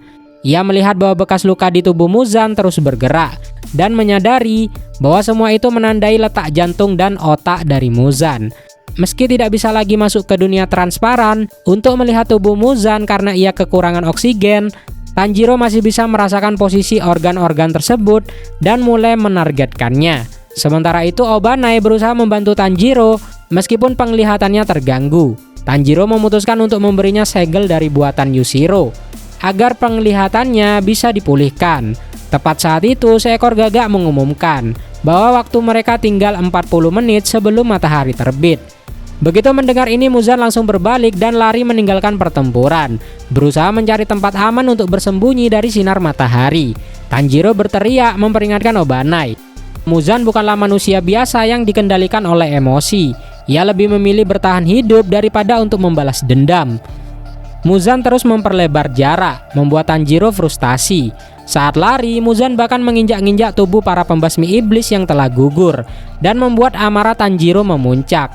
Ia segera sampai di tempat para jenazah itu, dan mulai melemparkan pedang-pedang mereka ke arah Muzan. Sang iblis dengan panik memotong semua pedang yang dilemparkan oleh Tanjiro. Dia menyadari bahwa serangan menusuk jauh lebih berbahaya baginya dalam kondisi sekarang dibandingkan serangan tebasan. Tiba-tiba, Muzan berhenti mendadak saat Obanai muncul dari atas dan menusuk dada bagian atasnya dari belakang, lalu melompat jauh tepat sebelum cambuk Muzan bisa menyerangnya. Tanjiro lalu menggunakan pernapasan matahari untuk menebas cambuk-cambuk dari Muzan dan melindungi Obanai. Namun karena itu, ia harus melepaskan segel milik Yushiro yang dilempar begitu saja ke udara. Ia berteriak agar Obanai melompat ke kanan untuk mengambilnya. Tetapi Kaburamaru menangkap segelnya di udara dan menyerahkannya kepada Obanai. Obanai memasang segel itu dan langsung bisa melihat jauh lebih baik daripada sebelumnya. Dengan penglihatannya yang lebih jelas, ia mulai menyerang Muzan dengan lebih efektif, membuat sang iblis terengah-engah. Menyadari bahwa kekuatannya mulai benar-benar melemah, Muzan mulai merasa cemas yang sesungguhnya. Di kejauhan, Nezuko akhirnya mencapai pinggiran kota. Tempat pertempuran sedang berlangsung. Salah satu matanya perlahan kembali seperti saat ia masih manusia. Nezuko perlahan berjalan terengah-engah menuju kota tempat pertarungan melawan Muzan. Saat itu ia terkenang kembali pada serangan Muzan terhadap keluarganya. Setelah menyerang seluruh anggota keluarga Kamado dan melihat bahwa semuanya tampaknya telah mati karena serangannya, Muzan berpikir, dengan sedikit darah iblis yang ia sisipkan dalam serangannya, tidak ada satupun dari keluarga Kamado yang berhasil berubah menjadi iblis. Ia menganggap bahwa menciptakan iblis yang bisa bertahan di bawah sinar matahari akan sangat sulit, lalu meninggalkan rumah keluarga Kamado, tanpa ia tahu bahwa Nezuko sebenarnya masih hidup. Ingatannya terus berdatangan. Ia melihat kembali berbagai kenangan selama perjalanannya bersama sang kakak Tanjiro. Ia mengingat Gyu Tomioka yang memandang mereka setelah memutuskan untuk tidak membunuhnya, Sakonji Urokodaki yang hendak mengelus kepalanya, lalu Tamayo dan Yushiro saat mereka bertemu di Asakusa, lalu kenangan tentang Zenitsu yang memberinya bunga dengan wajah penuh cinta, dan Inosuke yang memberinya beberapa buah kenari. Nezuko terjatuh ke tanah, tidak sanggup melanjutkan langkahnya, tetapi ingatan terus datang. Ia mengingat pertemuan para Hashira, di mana Sanemi mencoba memancingnya dengan darah agar terlihat berbahaya, dan Kagaya Ubuyashiki yang menyaksikan peristiwa itu bersama para Hashira lainnya. Ia juga mengingat waktu ia tinggal di kediaman kupu-kupu dan para penghuninya termasuk Shinobu Kocho yang suatu ketika mengajaknya melihat ikan mas dari dekat. Ia teringat kembali pada petualangan bersama Kyojuro Rengoku, Tengen Uzui, dan para istrinya setelah mengalahkan iblis peringkat 6. Dan juga waktu mereka di desa penempa pedang, mengenal para penduduknya, serta senyum dari Genya dan Muichiro Tokito. Nezuko perlahan bangkit kembali, tangannya mulai berubah kembali menjadi tangan manusia. Ia kembali mengingat tangan kakaknya Tanjiro saat berjanji akan menyelamatkannya. Nezuko memegangi kepalanya dan mengerang kuat. Lalu ia berubah sepenuhnya menjadi manusia kembali. Dan dengan suara lantang ia berkata, "Aku adalah Nezuko Kamado. Keluargaku dibunuh oleh iblis." Sementara itu pertarungan melawan Muzan masih berlangsung sengit. Muzan merasa frustasi karena belum juga berhasil membunuh Tanjiro. Meskipun waktu terus berjalan, ia mulai merasakan bahwa para Hashira perlahan mulai siuman kembali dan mengutuk para pembasmi iblis yang menurutnya seperti untayan tasbih. Mereka saling terhubung dan tak pernah berhenti mencoba membinasakannya. Seekor gagak mengumumkan bahwa waktu tersisa tinggal 35 menit sebelum matahari terbit. Mendengar itu, Muzan mencoba menggunakan teknik lama yang pernah ia pakai saat bertarung melawan Yorichi Sugikuni, yaitu membelah tubuhnya menjadi banyak bagian untuk melarikan diri. Tanjiro yang mengenali teknik itu segera berteriak ke arah Obanai. memperingatkannya tentang rencana Muzan. Diam-diam Tanjiro sangat khawatir. Jika Muzan berhasil membela diri dan kabur, maka mereka tidak akan bisa menghentikannya. Namun Muzan tiba-tiba menyadari bahwa dirinya tidak bisa melakukan hal itu. Ia gagal membela diri dan cepat menyadari bahwa ini adalah efek lain dari obat-obatan Tamayo. Belum sempat bereaksi, Muzan batuk darah hebat. Dan di dalam pikirannya terdengar suara Tamayo yang berkata bahwa obat itu sebenarnya memiliki 4 efek. 3 efek pertama telah membuatnya lemah, dan sekarang efek keempat sedang bekerja. Efek keempat adalah penghancuran sel-sel tubuh Muzan secara perlahan. Dengan senyum menyeramkan di benaknya, Tamayo berkata, "Kematian yang selalu kau benci seumur hidupmu, sekarang akhirnya datang menghampirimu." Penampakan Tamayo di dalam pikiran Muzan mengatakan bahwa mereka tidak perlu lebih kuat darinya untuk bisa membunuhnya. Ia berkata bahwa sama seperti Muzan yang rela melakukan apapun demi bertahan hidup, orang-orang yang telah menderita karena dirinya juga akan melakukan apapun untuk membunuhnya. Muzan menyadari bahwa dalam kondisi normal, ia tidak akan terlalu peduli dengan pedang merah para pembasmi iblis, karena semuanya lebih lemah dibandingkan pedang merah milik Yorichi. Biasanya, regenerasi tidak akan membuatnya kelelahan seperti ini. Ia mengutuk obat-obatan yang disuntikan oleh Tamayo ke dalam tubuhnya, karena kini membuatnya mudah lelah dan serangan para pembasmi iblis terasa jauh lebih mematikan. Menyadari bahwa obat ini berbeda dari racun yang digunakan kepada Doma, Muzan mengerti bahwa ia butuh waktu untuk menganalisis dan menetralisir racun tersebut. Tiba-tiba tubuh Muzan menegang dan ia berdiri kaku sambil menatap langit. Tanjiro mengira ini adalah tanda bahwa Muzan akhirnya mulai kelelahan dan obat Tamayo mulai bekerja. Tanjiro dan Obanai mencoba memanfaatkan kesempatan itu untuk menyerang. Tetapi seketika itu juga, gelombang kejut besar disertai petir meledak dari tubuh Muzan dan menghantam area di sekelilingnya. Rahang-rahang besar muncul dari tubuh Muzan, menjalar secara diagonal ke punggungnya. Ia menampakkan taringnya dan menatap kehancuran yang ia sebabkan. Tanjiro dan Obanai terdiam dan tak bisa bergerak, sementara Tanjiro mengalami kejang-kejang.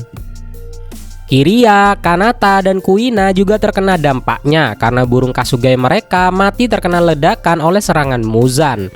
Tengen Uzui dan Shinjuro Rengoku segera datang menolong mereka. Dengan hidung berdarah, Kiriya buru-buru mengatakan bahwa ia baik-baik saja dan bertanya apakah Tanjiro dan Obanai juga selamat. Shinjuro merasa heran apakah Muzan bisa merasakan lokasi mereka hingga bisa menyerang begitu tepat. Kuina mengumumkan bahwa fajar tinggal 25 menit lagi. Kiriya meminta para pembasmi iblis untuk tetap bertahan karena kemenangan atas Muzan sudah hampir di tangan mereka.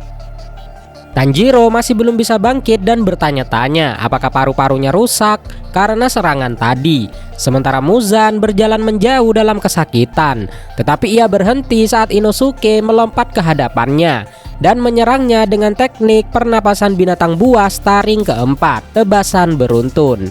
Inosuke berkata bahwa Muzan sudah terlalu jauh dan ia tidak akan tinggal diam lagi. Muzan yang marah menyerang Inosuke.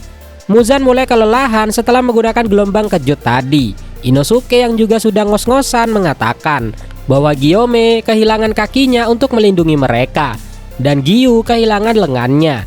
Ia lanjut berkata bahwa Muzan telah mengambil nyawa rekan-rekan pembasmi iblis yang pernah makan bersama dengannya. Inosuke menuntut Muzan untuk mengembalikan nyawa mereka semua. Dan sambil menangis, Inosuke berkata, "Jika kau tidak bisa melakukan itu, maka kau harus membayarnya dengan jutaan kematian." Muzan meluncurkan serangan ke Inosuke yang berhasil menghindar. Tetapi saat ia mendarat, cambuk dari tangan Muzan menyambar dari bawah tanah dan berhasil menjebaknya. Tanjiro mencoba bangkit untuk menolong, tetapi ia tak mampu dan berkata bahwa ia akan mati lebih dulu. Tiba-tiba Zenitsu muncul dan menebas cambuk Muzan dan menyelamatkan Inosuke. Ia berkata bahwa Tanjiro masih hidup karena ia bisa mendengar detak jantungnya.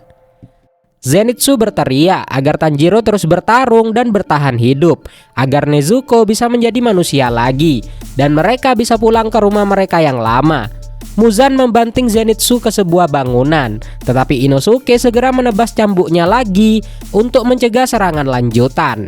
Muzan makin marah. dan menyerang Inosuke juga. Sementara Tanjiro semakin putus asa ingin menolong teman-temannya. Tanjiro menduga bahwa sistem sarafnya terkena pengaruh teknik darah iblis Muzan. Ia mencoba menghentikannya dengan menusukkan pedang Nichirinnya ke bagian tubuh yang tidak vital. Pedangnya mendesis saat masuk ke dalam tubuhnya dan Tanjiro berdoa agar getarannya berhenti cukup lama supaya ia bisa membantu dalam pertarungan ini. Muzan yang kini tampak kusut melihat ke arah Zenitsu dan Inosuke yang mulai pulih, menyadari bahwa ia sudah tidak bisa mengangkat tangannya lagi. Saat itu, Gyu Tomioka dan Gyome Himejima tiba di medan perang. Mereka siap bertarung kembali demi mengakhiri nyawa Muzan sekali dan untuk selamanya. Semua orang berdoa agar para pejuang yang sedang melawan Muzan Kibutsuji berhasil. Sementara Inosuke dan Zenitsu terus berusaha menahan Muzan. Inosuke menggunakan teknik pernapasan binatang buas taring keempat, tebasan beruntun, untuk memotong beberapa cambuk Muzan. Lalu Zenitsu menyusul dengan pernapasan petir bentuk pertama, kilat dan guntur, kecepatan dewa. Zenitsu menyadari bahwa kekuatannya mulai habis dan ia hanya bisa mengerahkan satu serangan penuh tenaga lagi. Ia melancarkan pernapasan petir bentuk ketujuh, Honoi Kazuchi no Kami. Namun hanya meninggalkan luka dangkal pada Muzan. Melihat bahwa hanya pedang merah terang yang mampu memberikan kerusakan serius pada Muzan, Zenitsu terjatuh ke tanah. Muzan langsung menyerangnya lagi. Namun Inosuke menyelamatkannya dengan pernapasan binatang buas taring kelima, tebasan gila. Lalu langsung menyerang dengan taring ketiga, menerkam secara beruntun. Muzan yang marah mengeluarkan gelombang kejut lemah dari mulut di dadanya, membuat Inosuke terpental. Namun sebelum Muzan bisa menyerang lagi, Tanjiro muncul dan menggunakan teknik pernapasan matahari, tulang terbakar, matahari musim panas. Lalu secara cepat melanjutkan dengan matahari mengamuk, roda api, cahaya kebajikan, dan tarian kepala naga lingkaran matahari. Tanjiro menyadari bahwa Muzan butuh waktu untuk mengisi daya sebelum bisa mengeluarkan gelombang kejutnya lagi.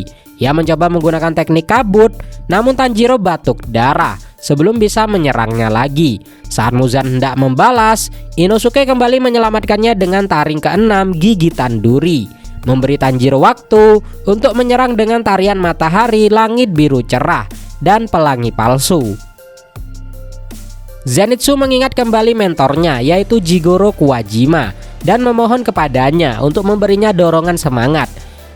Zenitsu kembali menyerang dengan pernapasan petir bentuk pertama, kilat dan guntur. Namun ia merasa frustasi karena serangannya terlalu lambat. Sementara itu Inosuke dan Tanjiro terus menyerang Muzan bersama-sama dengan tarian matahari dan pernapasan binatang taring kelima, tebasan gila.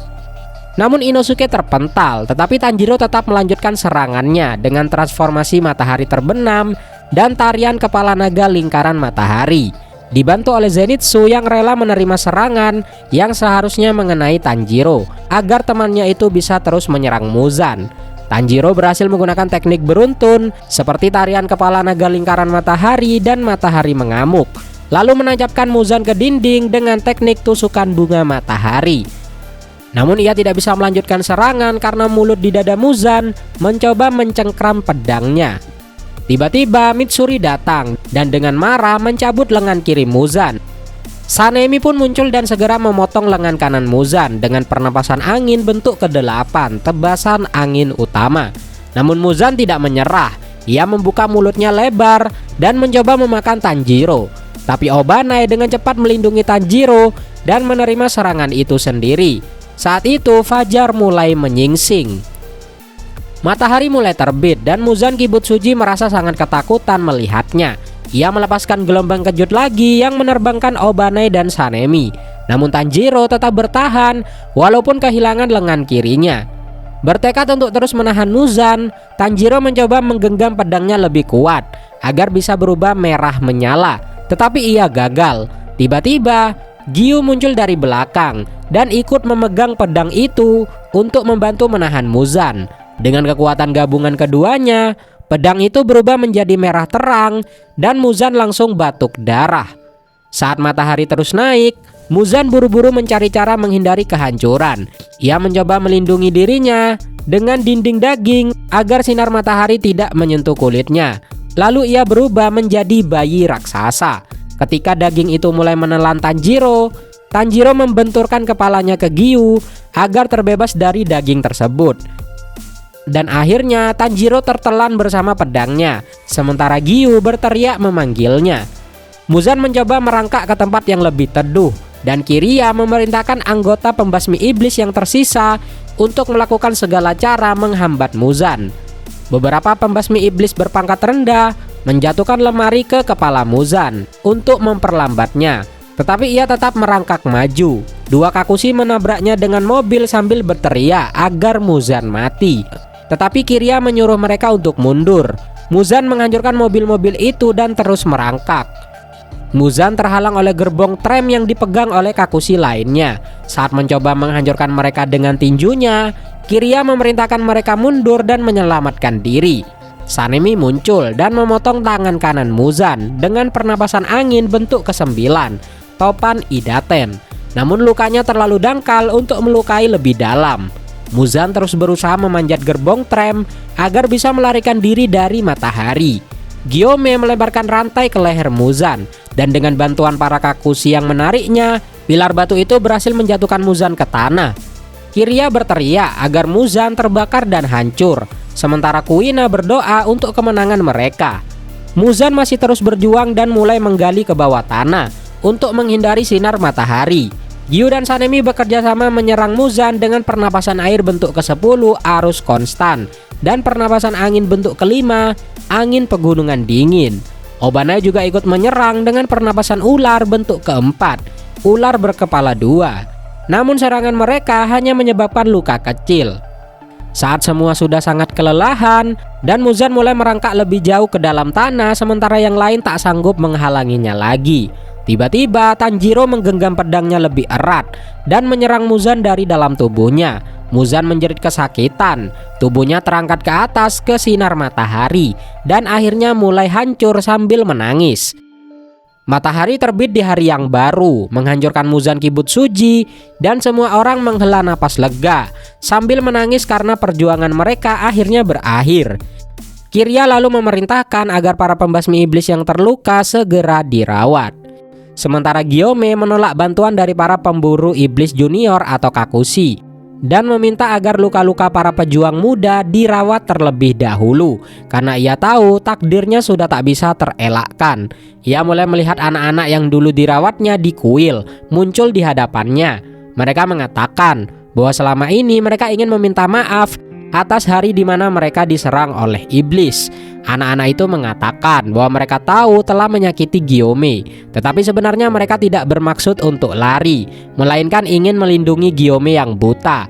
Seorang anak berkata bahwa ia berusaha keluar untuk mengambil alat pertanian sebagai senjata, sementara yang lain mengatakan ia hendak memanggil bantuan. Gyome mendengar penjelasan mereka dan menerimanya.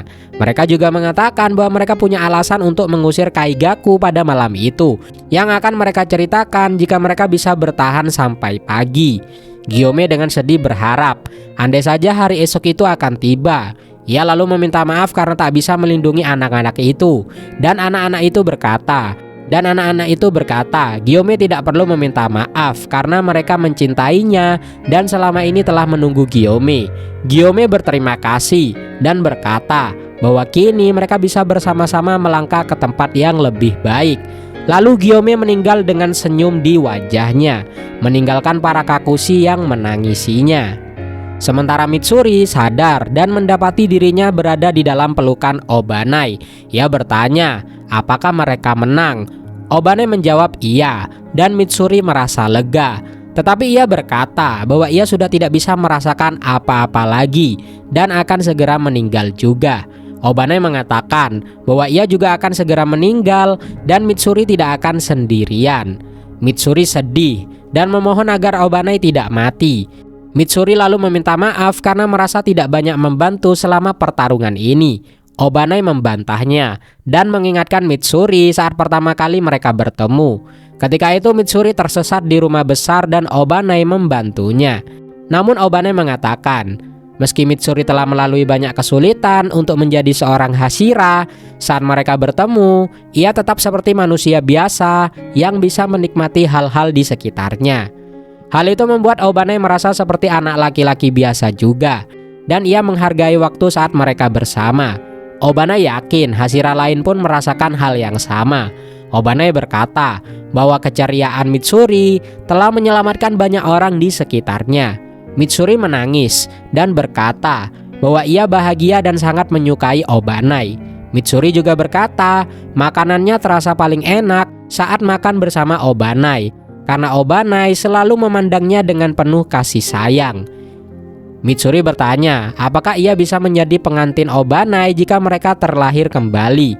Obanai menjawab, tentu saja bisa, asalkan Mitsuri mau menerimanya, dan ia akan membuat Mitsuri bahagia serta melindunginya. Sementara itu, Sanemi melihat Genya dan saudara-saudaranya sedang bermain bahagia di surga. Tetapi ia mencari ibunya yang tak terlihat di sana. Ia menoleh ke kanan dan merasakan ibunya berdiri di situ.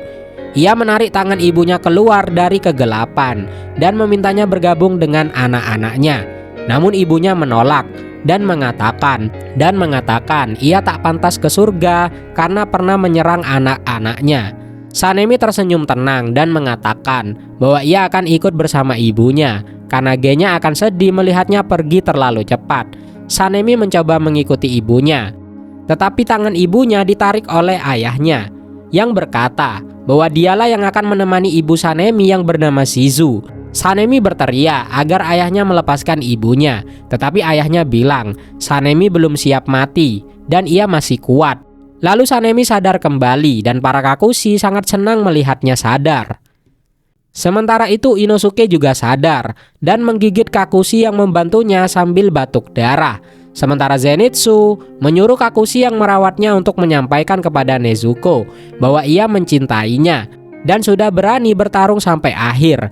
Zenitsu memanggil Nezuko sebagai istrinya, meski yang lain bilang mereka belum menikah. Lalu Gyu Tomioka bangkit dan mencari Tanjiro. Gyu melihat Tanjiro berlutut dan masih memegang pedangnya. Tanjiro terlihat banyak kehilangan darah karena kehilangan lengannya. Para Kakushi menangis dan memberitahu Gyu bahwa Tanjiro sudah tidak bernapas dan tidak ada denyut nadi di dalamnya. Gyu sangat sedih, meneteskan air mata dan berlutut di depan Tanjiro. Ia menggenggam tangan yang tersisa dan meminta maaf karena gagal melindunginya, mengatakan bahwa selama ini justru Tanjiro yang selalu melindungi dirinya. Ia juga meminta maaf kepada Nezuko tanpa tahu bahwa Nezuko sudah tiba dan menangis sambil berlari menuju Tanjiro dari belakang. Saat ini flashback dimunculkan. Dalam bayangan kematian, Muzan Kibutsuji mengenang masa lalunya, bagaimana ia nyaris mati bahkan sebelum lahir. Namun takdir berkata lain, ia hidup dan terus hidup hingga kini. Tetapi di ambang kehancuran, ia akhirnya mengakui manusia memang fana, namun perasaan merekalah yang abadi. Bukan kekuatan, tetapi kenangan dan cinta yang akhirnya mengalahkannya. Di saat terakhirnya, Muzan menyalurkan darahnya kepada Tanjiro Kamado, berharap Tanjiro akan menjadi iblis terkuat dan menjadi pewaris kehendaknya yang mampu menaklukkan matahari. Tanjiro yang sekarat pun berubah dan bangkit sebagai iblis. Para pembasmi iblis terkejut. Gyu yang berlutut di samping tubuh Tanjiro menyaksikan dengan ngeri saat Tanjiro kembali hidup, namun bukan lagi sebagai manusia, tetapi sebagai iblis. Tanjiro menyerang mereka. Dia liar dan tak terkendali, bahkan lengannya tumbuh kembali. Gyu, Zenitsu, dan Inosuke harus bertarung melawan sahabat mereka sendiri yang kini menjadi ancaman yang mematikan. Namun satu orang tidak gentar. Dia adalah Nezuko. Ia berlari dan memeluk kakaknya meski dia harus dilukai. Namun Nezuko tidak peduli. Dia hanya ingin Tanjiro kembali. Seruan tulusnya didukung oleh Zenitsu dan Inosuke. Bahkan saat Tanjiro semakin buas, mereka bertiga tidak menyerah. Di tengah kekacauan itu, Kanao Suyuri muncul, membawa satu kapsul obat terakhir. Ia melesat dengan pernapasan bunga dan berhasil menyuntikkan penawar ke tubuh Tanjiro, meski ia harus terluka parah. Di dalam kesadaran yang gelap, Tanjiro berjuang. Suara Muzan membisikkan kebohongan dan mencoba menahan Tanjiro agar tetap menjadi seorang iblis. Tetapi ingatan akan Nezuko, keluarganya, dan teman-temannya mendorong Tanjiro untuk maju. Tangan-tangan yang mencintainya menariknya kembali ke cahaya, hingga akhirnya Tanjiro membuka mata sebagai manusia kembali. Semua bersorak, menangis, dan bersyukur. Nezuko memeluk kakaknya. Lalu Zenitsu langsung menyebut dirinya sebagai suami Nezuko dan berteriak kocak. Sedangkan Inosuke memeluk kepala Tanjiro sambil terseduh. Bahkan Yushiro dari kejauhan meneteskan air mata dan mengenang Tamayo. Hari itu segalanya benar-benar berakhir. 3 bulan kemudian, dunia bebas dari iblis. Tanjiro pulih di rumah kupu-kupu bersama Nezuko, Zenitsu, dan Inosuke. Meski tangannya lumpuh dan satu matanya buta, Tanjiro masih bersyukur. Nezuko justru kesal tiap kali Tanjiro meminta maaf kepadanya. Bagi Nezuko, yang penting kakaknya telah kembali. Setelah Tanjiro kembali menjadi manusia, ia menceritakan kepada Nezuko bahwa saat dirinya menggigitnya, Giyu Tomioka sempat berpikir semuanya telah berakhir. Namun Nezuko hanya tertawa. Ia pun merasakan hal yang sama saat itu. Tanjiro mengingat perkataan dari Yushiro. Yushiro mengatakan bahwa mereka sangat beruntung membawa obat buatan dari Shinobu Kocho. Karena Nezuko sebelumnya pernah menjadi iblis. Tubuhnya sudah kebal terhadap sel dari Muzan. Jika bukan Nezuko yang digigit oleh Tanjiro, atau jika tidak ada obat itu, maka Tanjiro mungkin tak akan kembali menjadi manusia. Bahkan Yushiro mengaku kagum karena meski menjadi iblis yang lebih kuat daripada Muzan dan bisa berjalan di bawah matahari, Tanjiro tetap tidak kehilangan jati dirinya. Yushiro memuji Tanjiro yang telah bertarung gagah berani. Namun Tanjiro hanya tersipu dan mengaku banyak dibantu. Yushiro dengan gaya khasnya menyindir agar Tanjiro tidak besar kepala.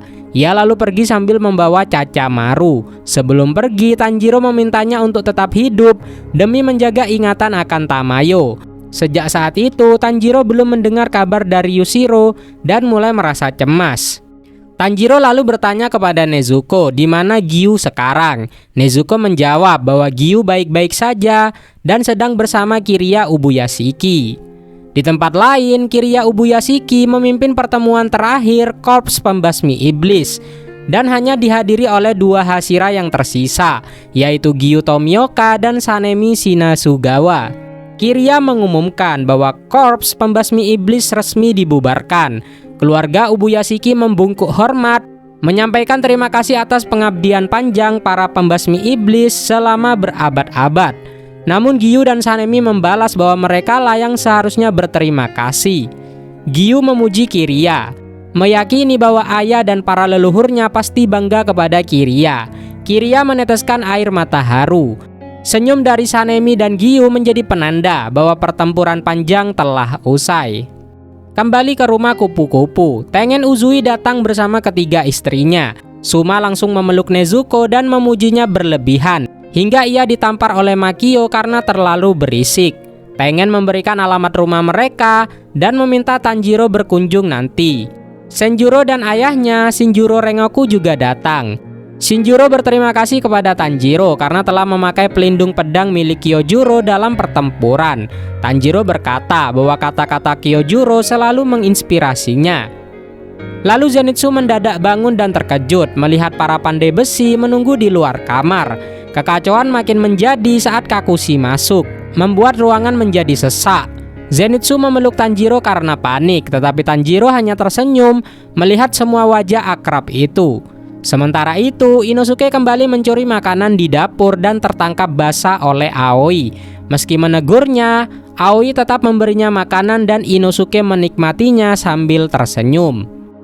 Selanjutnya Tanjiro menemui Kanao yang sedang berdiri di bawah pohon sakura bernama Kemenangan. Pohon itu ditanam oleh pengguna pertama teknik pernapasan bunga. Kanao mengabarkan bahwa Muzan telah dikalahkan. Meski penglihatannya tak sempurna, lukanya mulai membaik. Ia juga memelihara Kaburamaru, ular mirip Obana yang diberikan oleh Sanemi. Sanemi sendiri bertemu dengan Nezuko dan meminta maaf karena sempat pingsan saat Muzan dikalahkan. Nezuko tertawa dan berkata ia sendiri pernah tidur 2 tahun penuh, jadi itu bukanlah masalah. Saat Nezuko berkata ia suka tidur, membuat Sanemi teringat kepada adiknya yaitu Genya. Sanemi tersenyum dan mengelus kepala Nezuko. disaksikan oleh Zenitsu yang cemburu dari balik lorong. Selanjutnya Tanjiro, Nezuko, Zenitsu, dan Inosuke berziarah ke makam para pejuang yang telah gugur, lalu kembali ke rumah keluarga Kamado untuk memulai hidup baru. Dalam perjalanan, Inosuke iseng bertanya apakah abu di punggung Zenitsu itu bisa dimakan, yang ternyata adalah abu dari kakeknya. Zenitsu jijik mendengarnya. Mereka bertemu Saburo dari desa lama Tanjiro yang menyambut mereka dengan tangis haru. Setibanya di rumah, mereka berdoa di depan bunga yang mekar untuk keluarga Kamado. Waktu berlalu, dunia berubah menjadi kota modern. Kanata Kamado membangunkan adiknya Sumihiko Kamado yang enggan bangun sekolah. Mereka adalah cicit dari Tanjiro. Sementara itu, cicit Zenitsu bernama Yoshiteru Agatsuma. Dia menangis membaca buku legenda Zenitsu. Adiknya Toko yang mirip dengan Nezuko menyuruhnya berhenti membaca dongeng. Saat berangkat sekolah, Yoshiteru berbicara soal reinkarnasi, meyakini bahwa pembasmi iblis telah dilahirkan kembali.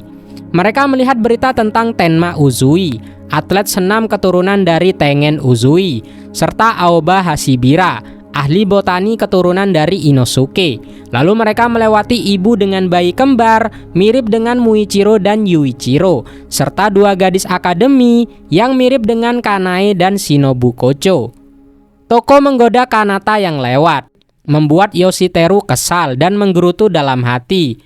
Bahkan Yoshiteru juga belajar cara mengutuk orang, tetapi dia cepat-cepat minta maaf setelah dimarahi oleh Toko. Selanjutnya mereka melihat guru TK mirip dengan Gyome. Lalu mereka pergi ke restoran bertema ular yang pemiliknya mirip dengan Mitsuri dan Obanai. Tetapi Kanata menolak masuk ke restoran itu karena sebelumnya Yoshiteru pernah melirik pelayannya hingga dilempar pisau oleh suaminya. Sumihiko akhirnya bangun. Dia panik karena telat sekolah. Ia melompat dari jendela, melewati dua kakek mirip dengan Urokodaki dan Kuwajima. Lalu dia melewati bengkel bernama Haganezuka Maintenance. Lalu bertemu tiga gadis mirip dengan Sumi, Kyo, dan Nao. Mereka bertiga menyapa Sumihiko sebagai si tukang lari. Selanjutnya Sumihiko dikejar oleh polisi, reinkarnasi dari Sanemi dan Genya. Sumihiko sering dilaporkan berlari liar di jalanan. Dalam pelariannya, ia melewati tiga anak yang mirip dengan Sabito, Makomo, dan Gichi Tomioka. Mereka berbagi uang saku untuk membeli mainan topeng Sakonji. Di sekolah, Yoshiteru membahas lukisan karya dari Yushiro, yang kini telah dikenal sebagai Yushiro Yamamoto. Lukisan favorit Yoshiteru adalah nomor 812 Tamayo, dan ia meninggalkan temannya yang bingung sendiri. Sementara itu, Tojuro Rengoku bergabung dengan Sumihiko saat berlari ke sekolah. Mereka melompati gerbang tepat sebelum ditutup oleh guru yang mirip dengan Murata, diiringi polisi yang hanya bisa menyaksikan mereka. Di taman, Aoba Hashibira duduk merenung. Dia ingin hidup di pegunungan. Sementara itu di rumah Kamado, Ibu Sumihiko menerima telepon dari sekolah tentang ulah dari anaknya. Di dinding tergantung pedang Nichirin milik Tanjiro dengan gagang milik Kyojuro, lalu foto-foto para pembasmi iblis yang masih hidup, dan anting Hanafuda milik Yorichi Sugikuni. Dunia telah damai dan para pejuang memang telah pergi, namun semangat mereka hidup dalam generasi baru yang penuh tawa, kekonyolan, dan harapan.